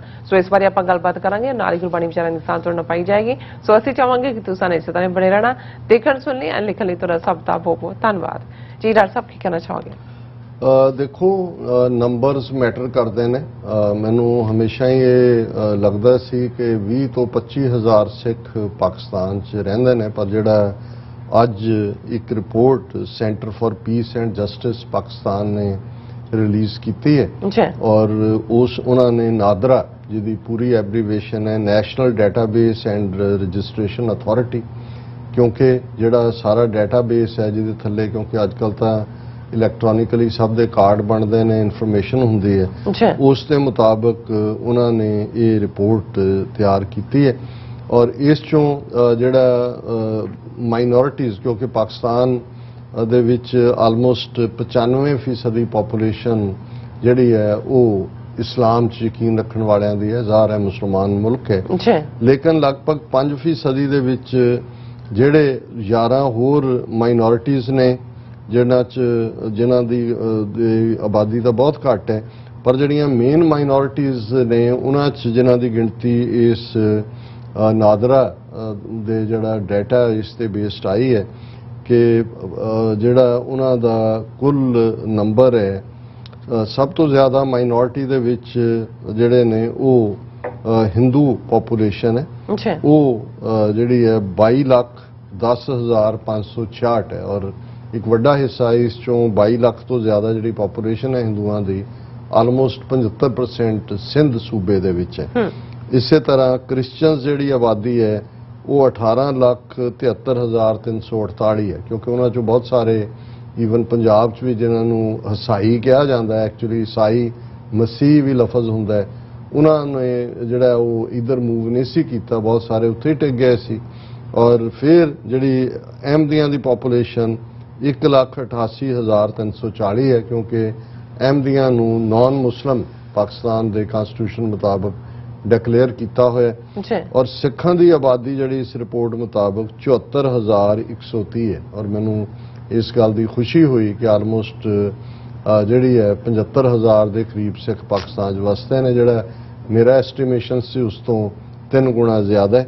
ਇਸੇ ਤਰ੍ਹਾਂ ਬਹਾਏ ਜਿਹੜੇ ਨੇ ਉਹ 14,537 ਨੇ, ਪਾਰਸੀ 3,917 ਨੇ ਔਰ ਜਿਹੜੀਆਂ ਦੂਸਰੀਆਂ ਮਾਈਨੋਰਿਟੀਜ਼ ਨੇ ਲਗਭਗ 11 ਜਿਨ੍ਹਾਂ 'ਚ ਬੁੱਧਿਸਟ, ਚਾਈਨੀਜ਼, ਸ਼ਿੰਟੋਇਜ਼ਮ, ਜੂਜ਼, ਅਫਰੀਕਨ ਰਿਲੀਜੀਅਸ, ਉਹ ਸਾਰਿਆਂ ਦੀ ਗਿਣਤੀ 2,000 ਦੇ ਕਰੀਬ ਹੈ। ਸੋ ਇਹ ਮੈਂ ਜਸਟ ਜਾਣਕਾਰੀ ਦੇ ਲਈ ਮੈਨੂੰ ਲੱਗਿਆ ਕਿ ਵੀ ਇਹ ਚੰਗੀ ਗੱਲ ਹੋਏਗੀ। ਹੁਣ ਤੱਕ ਅਜੇ ਕਿਉਂਕਿ ਪਾਕਿਸਤਾਨ ਦੇ ਵਿੱਚ ਰੈਗੂਲਰ ਸੈਂਸਸ ਜਿਹੜੀ ਹੈ ਉਹ ਕਿਤੇ ਨਾ ਕਿਤੇ ਨਹੀਂ ਹੁੰਦੀ, ਜਾਂ ਇਸ ਪਿਛਲੇ ਪੀਰੀਅਡ 'ਚ ਨਹੀਂ ਹੋਈ, ਜੇ ਹੋਈ ਹੈ ਤਾਂ ਉਹਦੀ ਰਿਪੋਰਟ ਨਹੀਂ ਮੈਨੂੰ ਨਹੀਂ ਲੱਗਦਾ ਹੋਈ ਹੈ।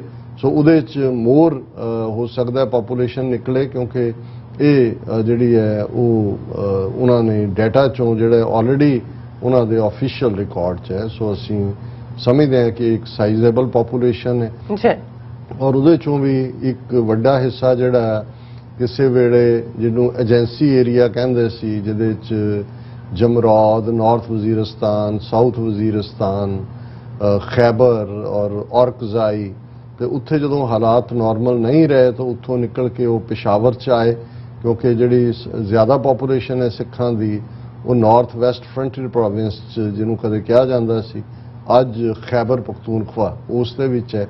ਪਰ ਜਿਹੜੀ ਨਨਕਾਣਾ ਸਾਹਿਬ ਜਾਂ ਇਧਰਲੇ ਪੰਜਾਬ ਦੇ ਵਿੱਚ ਵੀ ਜਿਹੜੀ ਪੋਪੂਲੇਸ਼ਨ ਹੈ ਉਹ ਬਹੁਤ ਸਾਰੇ ਪਸ਼ਤੋ ਸਪੀਕਿੰਗ ਉਧਰੋਂ ਆਏ ਨੇ, ਪੰਜਾਬੀ ਤਾਂ ਉਹਨਾਂ ਨੇ ਇਧਰ ਆ ਕੇ ਸਿੱਖੀ ਹੈ। ਪਰ ਜਿਹੜੀ ਖੁਸ਼ੀ ਦੀ ਗੱਲ ਹੈ ਕਿ ਵੀ ਜੇ 75,000 ਦੀ ਫਿਗਰ ਉਹਨਾਂ ਦੀ ਹੈ ਤੇ ਉਹਨਾਂ ਦਾ ਸਤਿਕਾਰ, ਰੈਕਗਨੀਸ਼ਨ ਮਚ ਬਿਯੋਂਡ, ਜਿਹਨੂੰ ਕਹਿੰਦੇ ਨੇ ਕਿ ਵੀ ਆਪਣੇ ਭਾਰ ਤੋਂ ਕਿਤੇ ਜ਼ਿਆਦਾ ਉਹ ਖੇਡਦੇ ਨੇ। ਮਤਲਬ ਇਹ ਹੈ ਕਿ ਦੂਸਰੀ ਹਾਲਾਂ ਹਿੰਦੂ ਸਭ ਤੋਂ ਜ਼ਿਆਦਾ ਗਿਣਤੀ 'ਚ ਨੇ, ਫਿਰ ਈਸਾਈ ਨੇ, ਪਰ ਜਿੰਨਾ ਸਤਿਕਾਰ ਔਰ ਜਿੰਨਾ ਮਾਣ ਸਿੱਖਾਂ ਨੂੰ ਮਿਲਦਾ ਉਹਨਾਂ ਸ਼ਾਇਦ ਦੂਸਰਿਆਂ ਦੇ ਹਿੱਸੇ ਨਹੀਂ ਆਇਆ। ਸੋ ਇਹ ਮੈਨੂੰ ਇਸ ਗੱਲ ਦੀ ਤਸੱਲੀ ਹੋਈ ਜਾਣ ਕੇ ਕਿ ਇਹ ਜਿਹੜੀ ਫਿਗਰ ਹੈ ਇਹ ਮੇਰੀ ਜਿਹੜਾ ਅੰਦਾਜ਼ਾ ਸੀ ਉਸ ਤੋਂ 3 ਗੁਣਾ ਜ਼ਿਆਦਾ। ਜਿਵੇਂ ਅਸੀਂ ਕਨਕਲੂਜਨ ਦੇ ਵਿੱਚ ਰੂਹਾਨੀ ਵਿਚਾਰ ਕਰਦੇ ਹਾਂ, ਪੰਜਵੇਂ ਪਾਤਸ਼ਾਹ ਦੀ ਬਾਣੀ ਚੱਲ ਰਹੀ ਹੈ, ਸ੍ਰੀ ਰਾਗ ਦੇ ਵਿੱਚ, ਰਾਗਾਂ ਵਿੱਚ ਸ੍ਰੀ ਰਾਗ ਹੈ ਸਭ ਤੋਂ ਇਹਨੂੰ ਉੱਤਮ ਰਾਗ ਮੰਨਿਆ ਗਿਆ ਔਰ ਬਹੁਤ ਅਸੀਂ ਪਹਿਲੇ ਗੁਰੂ ਸਾਹਿਬਾਨ, ਗੁਰੂ ਨਾਨਕ ਸਾਹਿਬ, ਗੁਰੂ ਅੰਗਦ ਸਾਹਿਬ, ਗੁਰੂ ਅਮਰਦਾਸ, ਗੁਰੂ ਰਾਮਦਾਸ ਜੀ ਦੇ ਸ਼ਬਦ ਜਿਹੜੇ ਨੇ ਸ੍ਰੀ ਰਾਗ 'ਚ ਉਹਨਾਂ ਦੀ ਵਿਚਾਰ ਕੀਤੀ ਹੈ।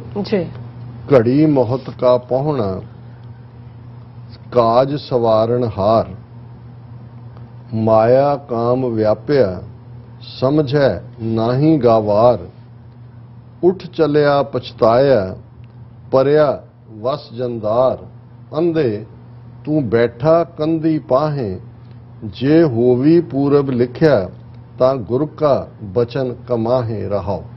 ਜਿਵੇਂ ਰਹਾਓ ਦੀ ਤੁਕ ਔਰ ਹਰ ਬਾਣੀ ਦਾ ਸ਼ਬਦ ਯਾਦ ਦਹਾਨੀ ਤਾਂ ਇਹੀ ਕਰਵਾਉਂਦਾ ਹੈ ਕਿ ਭਾਈ ਲੱਗਾ ਕਿਤ ਕੁ ਫਕੜੇ, ਮੁਕਦੀ ਚੱਲੀ ਰਹਿਣ। ਤੇ ਜ਼ਿੰਦਗੀ ਛੋਟੀ ਹੈ, ਰਾਤ ਵਾਂਗ ਬੀਤ ਰਹੀ ਹੈ ਔਰ ਤੂੰ ਕਿਹੜੇ ਧੰਦਿਆਂ 'ਚ ਲੱਗਾ ਹੋਇਆ, ਕਿਹਦੇ 'ਚ ਪਿਆ। ਔਰ ਜਿਵੇਂ ਜਦੋਂ ਕੋਈ ਬਹੁਤ ਬਜ਼ੁਰਗ ਆਪਣੇ ਬੱਚਿਆਂ ਨੂੰ ਸਮਝਾਉਂਦਾ ਸੀ ਬਿਠਾ ਕੇ, ਤੇ ਇੱਕ ਅਖਾਣ ਜਿਹੜਾ ਗੁਰੂ ਸਾਹਿਬ ਨੇ ਇਹਦੇ 'ਚ ਵੀ ਇਸਤੇਮਾਲ ਕੀਤਾ, ਜਿਹੜਾ ਲਫ਼ਜ਼ ਕਿ ਜੀ ਮੈਂ ਤਾਂ ਹੁਣ ਨਦੀ ਕਿਨਾਰੇ ਰੁਖੜਾ ਹੈ। ਹੁਣ ਨਦੀ ਕਿਨਾਰੇ ਰੁਖੜਾ ਇਸ ਲਈ ਕਿ ਦਰਿਆਵਾਂ ਦੇ ਵਿੱਚ ਤਾਂ ਹੜ੍ਹ ਆਉਂਦੇ ਰਹਿੰਦੇ ਨੇ, ਤੇ ਜਿਹੜਾ ਬਿਲਕੁਲ ਕੰਢੇ ਰੁੱਖ ਹੁੰਦਾ ਹੈ ਨਦੀ ਦੇ, ਉਹ ਜਦੋਂ ਦਰਿਆ ਦੇ ਵਿੱਚ ਪਾਣੀ ਵਧਿਆ ਉਹਨੂੰ ਰੋੜ ਕੇ ਲੈ ਜਾਣਾ। ਮਤਲਬ ਇਹ ਹੈ ਕਿ ਵੀ ਮੇਰਾ ਅੰਤ ਨੇੜੇ ਹੈ, ਤੇ ਨਦੀ ਕਿਨਾਰੇ ਮੈਂ ਰੁਕਣਾ ਹੈ। ਤੇ ਗੁਰੂ ਸਾਹਿਬ ਨੇ ਫਰਮਾਇਆ, ਅੰਧੇ ਤੂੰ ਬੈਠਾ ਕੰਧੀ ਪਾਹੇ, ਕੰਧੀਆਂ ਕਿਨਾਰੇ ਨੂੰ, ਕਿ ਤੂੰ ਦਰਿਆ ਦੇ ਕੰਢੇ ਉਸ ਰੁੱਖ ਵਾਂਗ ਹੈ ਅੰਨਿਆ। ਇਹ ਦੇਖ ਜੇ ਹੋਵੀ ਪੂਰਬ ਲਿਖਿਆ ਤਾਂ ਗੁਰ ਕਾ ਬਚਨ ਕਮਾ ਹੈ, ਕਿ ਜੇ ਤੇਰੇ ਕਰਮਾਂ 'ਚ ਲਿਖਿਆ ਹੁੰਦਾ, ਰੱਬ ਨੇ ਤੇਰੇ ਦੇ ਉੱਤੇ ਤੇਰੇ ਤੇ ਰਹਿਮ ਕੀਤਾ ਹੁੰਦਾ, ਤੇ ਫਿਰ ਤੂੰ ਗੁਰੂ ਦੇ ਬਚਨਾਂ ਦੇ ਉੱਤੇ ਅਮਨ ਨਾ ਕਰਦਾ। ਪਰ ਤੂੰ ਕਰ ਕੀ ਰਿਹਾ? ਘੜੀ ਮੁਹਤ ਕਾ ਪਾਉਣਾ ਕਾਜ ਸਵਾਰਨ ਹਾਰ। ਵੀ ਜਿਵੇਂ ਜਿਹੜਾ ਪ੍ਰਾਹੁਣਾ ਆਉਂਦਾ ਤੁਹਾਡੇ ਕੋਲ, ਉਹ ਤਾਂ ਘੜੀ ਮੁਹਤ 2 ਘੜੀਆਂ ਨੂੰ ਕਹਿੰਦੇ ਨੇ, ਉਹ ਤਾਂ ਆਂਦਾ ਚਲਾ ਜਾਂਦਾ। ਇਵੇਂ ਹੀ ਜਿਸ ਸੰਸਾਰ ਨੂੰ ਤੂੰ ਪੱਕਾ ਸਮਝ ਕੇ ਇੱਥੇ ਡੇਰਾ ਲਾਉਣ ਵਾਂਗ ਮਾਇਆ ਦੇ ਵਿੱਚ ਗਵਾਚਿਆ ਹੋਇਆ, ਤੂੰ ਤਾਂ ਘੜੀ ਮੁਹਤ ਦੇ ਪ੍ਰਾਹੁਣੇ ਵਾਂਗ ਸੀ, ਕਿ ਤੇਰਾ ਤਾਂ ਇੱਕ ਵਕਤੀ ਜਿਹਾ ਇਹ ਸਫ਼ਰ ਸੀ ਕਿ ਇਹ ਤੂੰ ਆਪਣਾ ਜਿਹੜਾ ਇੱਥੇ ਆਪਣੀ ਜ਼ਿੰਦਗੀ ਨੂੰ ਸਵਾਰੇਂਗਾ, ਪਰ ਤੂੰ ਕਿਸ ਕੰਮ 'ਚ ਲੱਗਿਆ? ਮਾਇਆ ਕਾਮ ਵਿਆਪਿਆ ਸਮਝਿਆ ਨਾਹੀਂ ਗਵਾਰ, ਕਿ ਤੂੰ ਮਾਇਆ ਦੇ ਵਿੱਚ ਕਾਮ ਲਸਟ ਹੈ, ਸੈਕਸ਼ੂਅਲ ਡਿਜ਼ਾਇਰਸ ਦੇ ਵਿੱਚ, ਦੁਨਿਆਵੀ ਇੱਛਾਵਾਂ ਦੇ ਵਿੱਚ ਤੂੰ ਆਪਣਾ ਜਿਹੜਾ ਆਪਣਾ ਆਪਾ ਗਵਾ ਰਿਹਾ। ਉੱਠ ਚੱਲਿਆ ਪਛਤਾਇਆ ਪਰਿਆ ਵਸ ਜੰਦਾਰ, ਕਿ ਤੂੰ ਹੁਣ ਜਦੋਂ ਇੱਥੋਂ ਉੱਠ ਚੱਲਿਆ, ਤੇਰਾ ਵਕਤ ਆ ਜਾਣਾ ਬਹੁਤ ਜਲਦੀ, ਤੇ ਜਮਾਂ ਦੇ ਤੂੰ ਵਸ ਪੈਣਾ, ਫਿਰ ਤੂੰ ਪਛਤਾਏਂਗਾ ਕਿ ਮੈਂ ਆਪਣੀ ਜ਼ਿੰਦਗੀ ਨੂੰ ਸਵਾਰਿਆ ਨਹੀਂ ਹੈ, ਮੈਂ ਜ਼ਿੰਦਗੀ ਵਿਅਰਥ ਗਵਾਈ ਹੈ। ਹਰੀ ਨਾਹੀਂ ਨੈ ਡੱਡਰੀ ਪੱਕੀ ਵੱਢਣ ਹਾਰ, ਲੈ ਲੈ ਦਾਤ ਪਹੁੰਚਿਆ ਲਾਵੇ ਕਰ ਤਿਆਰ, ਜਾਂ ਹੁਆ ਕਿਰਸਾਨ ਦਾ ਤਾਂ ਲੁਣ ਮਿਲਿਆ ਤਾਂ ਲੁਣ ਮਿਣਿਆ ਖੇਤਾਰ। ਹੁਣ ਅੱਜ ਜਦੋਂ ਕਿ ਟਰੈਕਟਰਾਂ ਔਰ ਕੰਬਾਈਨ ਦੀ ਖੇਤੀ ਹੈ, ਜੇ ਤੁਸੀਂ ਅੱਜ ਦੀ ਜਨਰੇਸ਼ਨ ਨੂੰ ਸਮਝਾਉਣਾ ਵੀ ਚਾਹੋ ਕਿ ਵੀ ਖੇਤੀ ਜਿਹੜੀ ਹੈ ਉਹ ਬੀਜੀ, ਫਿਰ ਕੋਈ ਹਰੀ ਹੁੰਦੀ ਸੀ, ਕੋਈ ਅੱਧੀ ਪੱਕੀ ਹੁੰਦੀ ਸੀ, ਕੋਈ ਪੂਰੀ ਪੱਕੀ, ਕਈ ਵਾਰੀ ਮੀਂਹ ਪੈ ਗਿਆ, ਝੱਖੜ ਆ ਗਿਆ, ਉਹ ਉਵੇਂ ਹੀ ਰਹਿ ਗਈ। ਤੇ ਜਦੋਂ ਐਨ ਖੇਤੀ ਪੱਕ ਜਾਂਦੀ ਸੀ, ਜਿਹਨੂੰ ਨਿਸਰਨਾ ਕਹਿੰਦੇ ਨੇ, ਧੁੱਪਾਂ ਪੈਂਦੀਆਂ ਨੇ ਅਪ੍ਰੈਲ ਦੀਆਂ, ਕਣਕ ਨਿਸਰੀ, ਔਰ ਇਸੇ ਲਈ ਉਹਨੂੰ ਕਣਕ ਵੀ, ਕਣਕ ਸੰਸਕ੍ਰਿਤ ਦਾ ਲਫ਼ਜ਼ ਹੈ ਜਿਹਦਾ ਸੋਨਾ ਕਹਿੰਦੇ ਨੇ, ਸੋਨੇ ਲਈ ਹੈ, ਕਿ ਉਹ ਸੋਨਾ ਰੰਗ ਹੁੰਦਾ ਜਦੋਂ ਪੱਕੀਆਂ ਕਣਕਾਂ ਨੇ। ਤੇ ਫਿਰ ਕਿਵੇਂ ਜਿਹੜੇ ਵਾਢੀ ਕਰਨ ਵਾਲੇ ਨੇ, ਜਿਹਦੇ ਲਈ ਲਫ਼ਜ਼ ਗੁਰੂ ਸਾਹਿਬ ਨੇ ਇਹ ਇਸਤੇਮਾਲ ਕੀਤਾ ਕਿ ਲੈ ਲੈ ਦਾਤ ਪੌੜਿਆ, ਕਿ ਦਾਤਾਂ ਲੈ ਲੈ ਕੇ ਪਹੁੰਚ ਗਏ ਨੇ, ਦਾਤੀ ਸਿੱਕਲ, ਕਿ ਉਹਨਾਂ ਨੇ ਕਿਸਾਨ ਉਹਨਾਂ ਨੂੰ ਸਾਧਿਆ ਕਿ ਭਾਈ ਹੁਣ ਵਾਢੀ ਦਾ ਟਾਈਮ ਹੈ, ਔਰ ਉਹ ਉਹਨਾਂ ਨੂੰ ਉਜਰਤ ਮਿਲਦੀ ਹੈ, ਉਹਦੇ ਚੋਂ ਹਿੱਸਾ ਮਿਲਦਾ ਸੀ, ਕਿ ਵੀ ਉਹ ਪਹੁੰਚ ਗਿਆ। ਹੁਣ ਇਹਨੂੰ ਉਹਨਾਂ ਨੇ, ਗੁਰੂ ਸਾਹਿਬ ਨੇ ਮੌਤ ਨੂੰ ਉਸ ਦਾਤੀ ਵਾਂਗ ਕਿਹਾ ਕਿ ਵੀ ਕਿਸਾਨ ਦੀ ਜਿਹੜੀ ਖੇਤੀ ਹੈ, ਇਹ ਜ਼ਿੰਦਗੀ, ਸਾਡਾ ਸਰੀਰ ਉਹ ਖੇਤੀ ਹੈ, ਰੱਬ ਦਾ ਮਾਲਕ ਹੈ। ਜਿਵੇਂ ਕਿਸਾਨ ਇਹ ਡਿਸਾਈਡ ਕਰੇ ਕਿ ਵੀ ਉਹ ਖੇਤੀ ਹਰੀ ਹੈ ਕਿ ਡੱਡਰੀ ਹੈ, ਕਿ ਉਹਦਾ ਮਤਲਬ ਹੈ ਡੱਡਰੀ ਹੁੰਦਾ ਹੈ ਕਿ ਅੱਧੀ ਕੱਚੀ ਅੱਧੀ ਪੱਕੀ, ਹਰੇ ਹਰੀ ਜਿਹੜੀ ਹੈ ਥੋੜੀ ਜਿਹੀ ਉਹ ਨਿਸਰੀ ਹੈ, ਪਰ ਪੂਰੀ ਜਾਂ ਉਹ ਪੂਰੀ ਪੱਕੀ ਹੈ। ਤੇ ਜਦੋਂ ਕਿਸਾਨ ਨੇ ਜਿਹੜੇ ਦਾਤੀ ਲੈ ਕੇ ਆਏ ਨੇ, ਉਹਨਾਂ ਨੂੰ ਕਿਹਾ ਵੀ ਵੱਢ ਦਿਓ, ਤੇ ਉਹਨਾਂ ਨੇ ਵਾਢਿਆਂ ਨੇ ਤਾਂ ਜਿਹੜਾ ਉਹ ਵੱਢ ਦੇਣੀ ਹੈ, ਕੱਚੀ ਵੀ, ਹਰੀ ਵੀ, ਦੂਜੀ ਵੀ। ਉਹਨੂੰ ਕਿਹਾ ਇਸੇ ਤਰ੍ਹਾਂ ਇਹ ਮਤ ਸੋਚੋ ਕਿ ਮੌਤ ਅਖੀਰ ਦੇ ਵਿੱਚ ਬੁਢਾਪੇ 'ਚ ਆਏਗੀ, ਅਜੇ ਤਾਂ ਬੜਾ ਟਾਈਮ ਪਿਆ ਰੱਬ ਨੂੰ ਯਾਦ ਕਰਨ ਦਾ। ਜਿਵੇਂ ਕਿਸਾਨ ਦੇ ਹੁਕਮ ਨਾਲ ਕੱਚੀ ਅੱਧ ਪੱਕੀ ਪੱਕੀ ਹਰ ਕਿਸਮ ਦੀ ਵੱਢੀ ਜਾਂਦੀ ਹੈ, ਇਵੇਂ ਰੱਬ ਨੇ ਜਦੋਂ ਮੌਤ ਨੂੰ, ਜੰਮ ਨੂੰ ਇਹ ਇਸ਼ਾਰਾ ਕੀਤਾ, ਤੇ ਉਹਨੇ ਇਹ ਪਤਾ ਨਹੀਂ ਕੱਚੀ ਵੱਢ ਲੈਣੀ ਹੈ ਕਿ ਅੱਧ ਪੱਕੀ ਹੈ ਕਿ ਪੱਕੀ ਹੈ। ਹਰੀ ਨਾਈ ਨੇ ਡੱਡਰੀ ਪੱਕੀ ਵੱਢਣ ਹਾਰ, ਲੈ ਲੈ ਦਾਤ ਪੌੜਿਆ ਲਾਵੇ ਕਰ ਤਿਆਰ, ਜਾ ਹੋਆ ਹੁਕਮ ਕਿਰਸਾਨ ਦਾ ਤਾਂ ਲੁਣ ਮਿਣਿਆ ਖੇਤਾਰ, ਕਿ ਉਹਨਾਂ ਨੇ ਜਦੋਂ ਵੱਢ ਕੇ ਫਿਰ ਉਹ ਖੇਤ ਨੂੰ ਮਿਣ ਲੈਂਦੇ ਨੇ ਕਿ ਭਾਈ ਇੰਨਾ ਪਾਰਟ ਇੱਧਰ, ਇੰਨਾ ਉੱਧਰ ਹੋ ਗਿਆ, ਸਾਰਾ ਮਿਣਿਆ ਗਿਆ ਔਰ ਕੰਮ ਜਿਹੜਾ ਖਤਮ ਹੋ ਗਿਆ ਖੇਤ ਦਾ। ਹੁਣ ਗੁਰੂ ਸਾਹਿਬ ਨੇ ਜ਼ਿੰਦਗੀ ਦੀਆਂ ਸਟੇਜਸ ਟਾਈਮ ਦੀ ਵੰਡ ਦੇ ਨਾਲ, ਅੱਜ ਤਾਂ ਅਸੀਂ ਘੰਟੇ ਮਿੰਟ ਸੈਕਿੰਡ ਕਰਦੇ ਹਾਂ, ਪੁਰਾਣੇ ਪੀਰੀਅਡ ਦੇ ਵਿੱਚ ਅੱਜ ਵੀ ਜਦੋਂ ਅਸੀਂ ਅਰਦਾਸ ਕਰਦੇ ਹਾਂ ਕਿ ਮਹਾਰਾਜ 4 ਪਹਿਰ ਦਿਨ ਸੁੱਖਾਂ ਦਾ ਬਤੀਤ ਹੋਇਆ ਹੈ, 4 ਪਹਿਰ ਰਾਤ ਆਈ ਹੈ ਸੁੱਖਾਂ ਦੀ ਬਤੀਤ ਕਰਨੀ। ਸੋ ਪਹਿਰ ਜਿਹੜਾ ਇਹ 8 ਪਹਿਰ ਹੁੰਦੇ ਨੇ। ਸੋ ਅੱਜ ਦੇ ਜੇ ਤੁਸੀਂ 24 ਘੰਟੇ ਨਾਲ ਦੇਖੋ ਤੇ 3 ਘੰਟੇ ਦਾ ਇੱਕ ਪੈਰ ਹੁੰਦਾ ਹੈ। ਅੱਛਾ ਸੋ ਪੈਰ ਨੂੰ ਬਣਾਉਣ ਦੇ ਲਈ ਪੈਰ ਤੋਂ ਛੋਟੀ ਯੂਨਿਟ ਜਿਹੜੀ ਹੈ ਉਹ ਘੜੀਆਂ ਹੁੰਦੀ ਹੈ। ਘੜੀ ਜਿਹੜੀ ਹੈ ਉਹ 24 ਮਿੰਟ ਦੀ ਹੈ। ਹੈਂ। ਫਿਰ ਵਿਸਾ ਚਸਾ ਘੜੀ ਉਹ ਉਹਦੀ ਡਿਵੀਜ਼ਨ ਹੈ। ਹੁਣ ਜ਼ਿੰਦਗੀ ਨੂੰ ਵੰਡਦੇ ਆ ਗੁਰੂ ਸਾਹਿਬ ਨੇ ਫਰਮਾਇਆ ਪਹਿਲਾ ਪੈਰ ਧੰਦਾ ਗਿਆ, ਦੂਜਾ ਭਰ ਸੋਇਆ, ਤੀਜਾ ਝਾਕ ਚਖਾਇਆ, ਚੌਥਾ ਭੋਰ ਪਿਆ, ਕਦ ਹੀ ਚਿਤ ਨਾ ਆਇਓ ਜਿਨ ਜੀਓ ਪਿੰਡ ਦੀ ਹੈ। ਬਿਲਕੁਲ ਹੁਣ ਜਿਹੜੇ ਕਹਿੰਦੇ ਨਾ 4 ਦਿਨਾਂ ਦੀ ਜ਼ਿੰਦਗੀ ਹੈ, ਹੁਣ ਇਹ 4 ਦਿਨ 4 ਪਹਿਰਾਂ 'ਚ ਗਿਣ ਲਓ।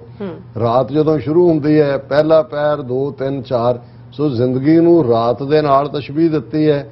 ਪਹਿਲਾ ਪਹਿਰ ਧੰਦਾ ਗਿਆ ਕਿ ਜ਼ਿੰਦਗੀ ਦਾ ਜਿਹੜਾ ਪਹਿਲਾ ਹਿੱਸਾ ਸੀ ਉਹ ਤਾਂ ਧੰਦਾ ਲੱਭਦੇ ਆ ਜੀ, ਮੁੰਡਾ ਕੁੜੀ ਬਰਸਰੇ ਰੁਜ਼ਗਾਰ ਹੋਏ, ਪੜ੍ਹਾਈ ਵੀ ਉਹਦਾ ਹਿੱਸਾ ਹੈ, ਨੌਕਰੀ ਲੱਭਣਾ ਵੀ ਉਹਦਾ ਹਿੱਸਾ ਹੈ। ਅੱਛਾ ਦੂਜਾ ਭਰ ਸੋਇਆ, ਦੂਜਾ ਮਾਇਆ ਦੀ ਨੀਂਦ ਦੇ ਵਿੱਚ। ਹੁਣ ਜਿਹੜਾ 5 ਤੋਂ 50 ਤੱਕ ਦਾ ਜੇ ਤੁਸੀਂ ਵਕਤ ਗਿਣੋ, ਫਿਰ ਨਿਆਣੇ ਜੰਮਣੇ ਨੇ, ਉਹ ਪਾਲਣੇ ਨੇ, ਉਹਨਾਂ ਦੀ ਕਮਾਈ ਕਰਨੀ ਹੈ, ਇਹ ਹੈ ਮੋਹ ਦੀ ਨੀਂਦ ਦੇ ਵਿੱਚ। ਫਿਰ ਉਹ ਪਕੜ ਹੈ ਜਿਵੇਂ ਮੇਰਾ ਟੱਬਰ ਮੇਰਾ ਫਲਾਣਾ ਉਹਦੇ 'ਚ ਹੈ। ਤੀਜਾ ਝਾਕ ਚਖਾਇਆ, ਤੀਸਰੇ ਫੇਜ਼ ਤੱਕ ਪਹੁੰਚਦੇ ਆ ਤੁਸੀਂ ਜਿਹੜਾ ਉਹ ਆਪਣਾ ਸੰਤੁਲਨ ਗਵਾਉਣਾ ਸ਼ੁਰੂ ਕਰ ਦਿੰਦੇ ਹੋ। ਅੰਗਰੇਜ਼ੀ ਕਹਿੰਦੇ ਬੈਬਲਿੰਗ। ਫਿਰ ਉਹ ਤੁਹਾਡਾ ਝੱਖ ਮਾਰਨਾ ਜਾਂ ਫਜ਼ੂਲ ਦੇ ਵਿੱਚ ਤੁਹਾਡਾ ਵਕਤ ਗੁਜ਼ਰ ਰਿਹਾ ਹੁੰਦਾ। ਚੌਥਾ ਭੋਰ ਪਿਆ, ਔਰ ਜਦੋਂ ਚੌਥਾ ਪਹਿਰ ਜ਼ਿੰਦਗੀ ਦਾ ਆਇਆ ਫਿਰ ਭੌਰ ਸਵੇਰ ਆ ਗਈ, ਮਤਲਬ ਮੌਤ ਜਿਹੜੀ ਹੈ ਉਹ ਦਸਤਕ ਦੇ ਰਹੀ ਹੈ। ਕਦ ਹੀ ਚਿਤ ਨਾ ਆਇਓ ਜਿਨ ਜੀਓ ਪਿੰਡ ਦੇ। ਇਹਨਾਂ 4 ਪਹਿਰਾਂ ਜਿਹਨੇ ਸਰੀਰ ਔਰ ਰੂਹ ਦਿੱਤਾ ਸੀ ਉਹ ਕਦੇ ਰੱਬ ਯਾਦ ਨਹੀਂ ਆਇਆ। ਅੱਛਾ ਸਾਧ ਸੰਗਤ ਕੋ ਵਾਰਿਆ ਜਿਉ ਕੀਆ ਕੁਰਬਾਨ, ਜਿਸ ਤੇ ਸੋਜੀ ਮਨ ਪਈ ਮਿਲਿਆ ਪੁਰਖ ਸੁਜਾਨ, ਨਾਨਕ ਡਿੱਠਾ ਸਦਾ ਨਾਲ ਹਰ ਅੰਤਰ ਜਾਮੀ ਜਾਣ। ਸਾਧ ਸੰਗਤ ਕੋ ਵਾਰਿਆ, ਗੁਰੂ ਸਾਹਿਬ 5ਵੇਂ ਨਾਨਕ ਯਾਦ ਦਹਾਨੀ ਕਰਵਾਉਂਦੇ ਨੇ ਕਿ ਮੈਂ ਕੁਰਬਾਨ ਜਾਂਦਾ ਸਾਧ ਸੰਗਤ ਤੋਂ, ਉਸ ਤੋਂ ਮੇਰਾ ਆਪਾ ਕੁਰਬਾਨ ਹੈ। ਜਿਸ ਤੇ ਸੋਝੀ ਮਨ ਪਈ, ਜਿਸ ਸੰਗਤ ਨੇ ਮੈਨੂੰ ਇਹ ਸਮਝ ਦਿੱਤੀ ਕਿ ਜੀਵਨ ਦਾ ਮਨੋਰਥ ਕੀ ਹੈ, ਜੀਵਨ ਨੂੰ ਸਫਲ ਕਿਵੇਂ ਕਰਨਾ ਹੈ, ਮਿਲਿਆ ਪੁਰਖ ਸੁਜਾਨ। ਜਦੋਂ ਇਹ ਸੋਝੀ ਸੰਗਤ ਦੇ ਵਿੱਚ ਬੈਠ ਕੇ ਮਿਲੀ ਤਾਂ ਉਸ ਵਾਹਿਗੁਰੂ ਦੇ ਨਾਲ, ਉਸ ਸੁਜਾਨ ਦੇ ਨਾਲ, ਉਸ ਦਾਤੇ ਦੇ ਨਾਲ, ਉਸ ਰੱਬੁਲ ਆਲਮੀਨ ਦੇ ਨਾਲ ਮੇਲ ਹੋਇਆ। ਨਾਨਕ ਡਿੱਠਾ ਸਦਾ ਨਾਲ ਹਰ ਅੰਤਰ ਜਾਮੀ ਜਾਨ, ਕਿ ਮੈਨੂੰ ਫਿਰ ਇਹ ਸਮਝ ਆ ਗਈ ਕਿ ਉਹ ਵਾਹਿਗੁਰੂ ਕਿਤੇ ਦੂਰ ਨਹੀਂ ਹੈ, ਹਮੇਸ਼ਾ ਸਾਡੇ ਨਾਲ ਹੈ, ਅੰਦਰ ਹੈ ਸਾਡੇ, ਔਰ ਉਹ ਹਰ ਇੱਕ ਦੇ ਦਿਲਾਂ ਦੀ ਜਾਣਦਾ ਹੈ। ਘਟ ਘਟ ਕੇ ਅੰਤਰ ਕੀ ਜਾਣਤ, ਭਲੇ ਬੁਰੇ ਕੀ ਪੀਰ ਪਛਾਨਤ। ਜੀ ਡਾਕਟਰ ਸਾਹਿਬ, ਤੁਹਾਡਾ ਬਹੁਤ ਬਹੁਤ ਸ਼ੁਕਰੀਆ। ਤੁਸੀਂ ਅਧਿਆਇਮੀ ਸ਼ੁਰੂ ਤੇ ਦਾ ਵਿਚਾਰ ਸਾਡੇ ਦਰਸ਼ਕਾਂ ਨਾਲ ਸਾਂਝਾ ਕੀਤਾ। ਇਸ ਵਕਤ ਆਪਣੀ ਵਿਊਅਰਸ ਕੋਲ ਇਜਾਜ਼ਤ। ਵਿਊਅਰਸ, ਸਾਡੇ ਪ੍ਰੋਗਰਾਮ ਦਾ ਸਮਾਂ ਇੱਥੇ ਸਮਾਪਤ ਹੁੰਦਾ। ਤੁਸੀਂ ਆਪਣੀ ਰਾਏ ਤੇ ਸੁਝਾਅ ਸਾਨੂੰ ਭੇਜਣਾ ਭੁੱਲਣਾ। ਸਾਡੇ ਇਸ ਪਤੇ ਤੇ sos@tv84.tv ਤੇ ਅਸੀਂ ਆਪਣਾ ਪ੍ਰੋਗਰਾਮ ਲੈ ਕੇ ਫਿਰ ਦੁਬਾਰਾ ਤੁਹਾਡੇ ਸਨਮੁਖ ਹੋਵਾਂਗੇ। ਤਦ ਤੱਕ ਲਈ ਮੈਨੂੰ ਤੇ ਆਪਣਾ ਸੁਣਾ ਗਿਆ ਦੋ। ਦੇਖਦੇ ਰਹੋ TV84। ਫਤਿਹ। ਵਾਹਿਗੁਰੂ ਜੀ ਕਾ ਖਾਲਸਾ, ਵਾਹਿਗੁਰੂ ਜੀ ਕੀ ਫਤਿਹ। ਰੱਬ ਰਾਖਾ।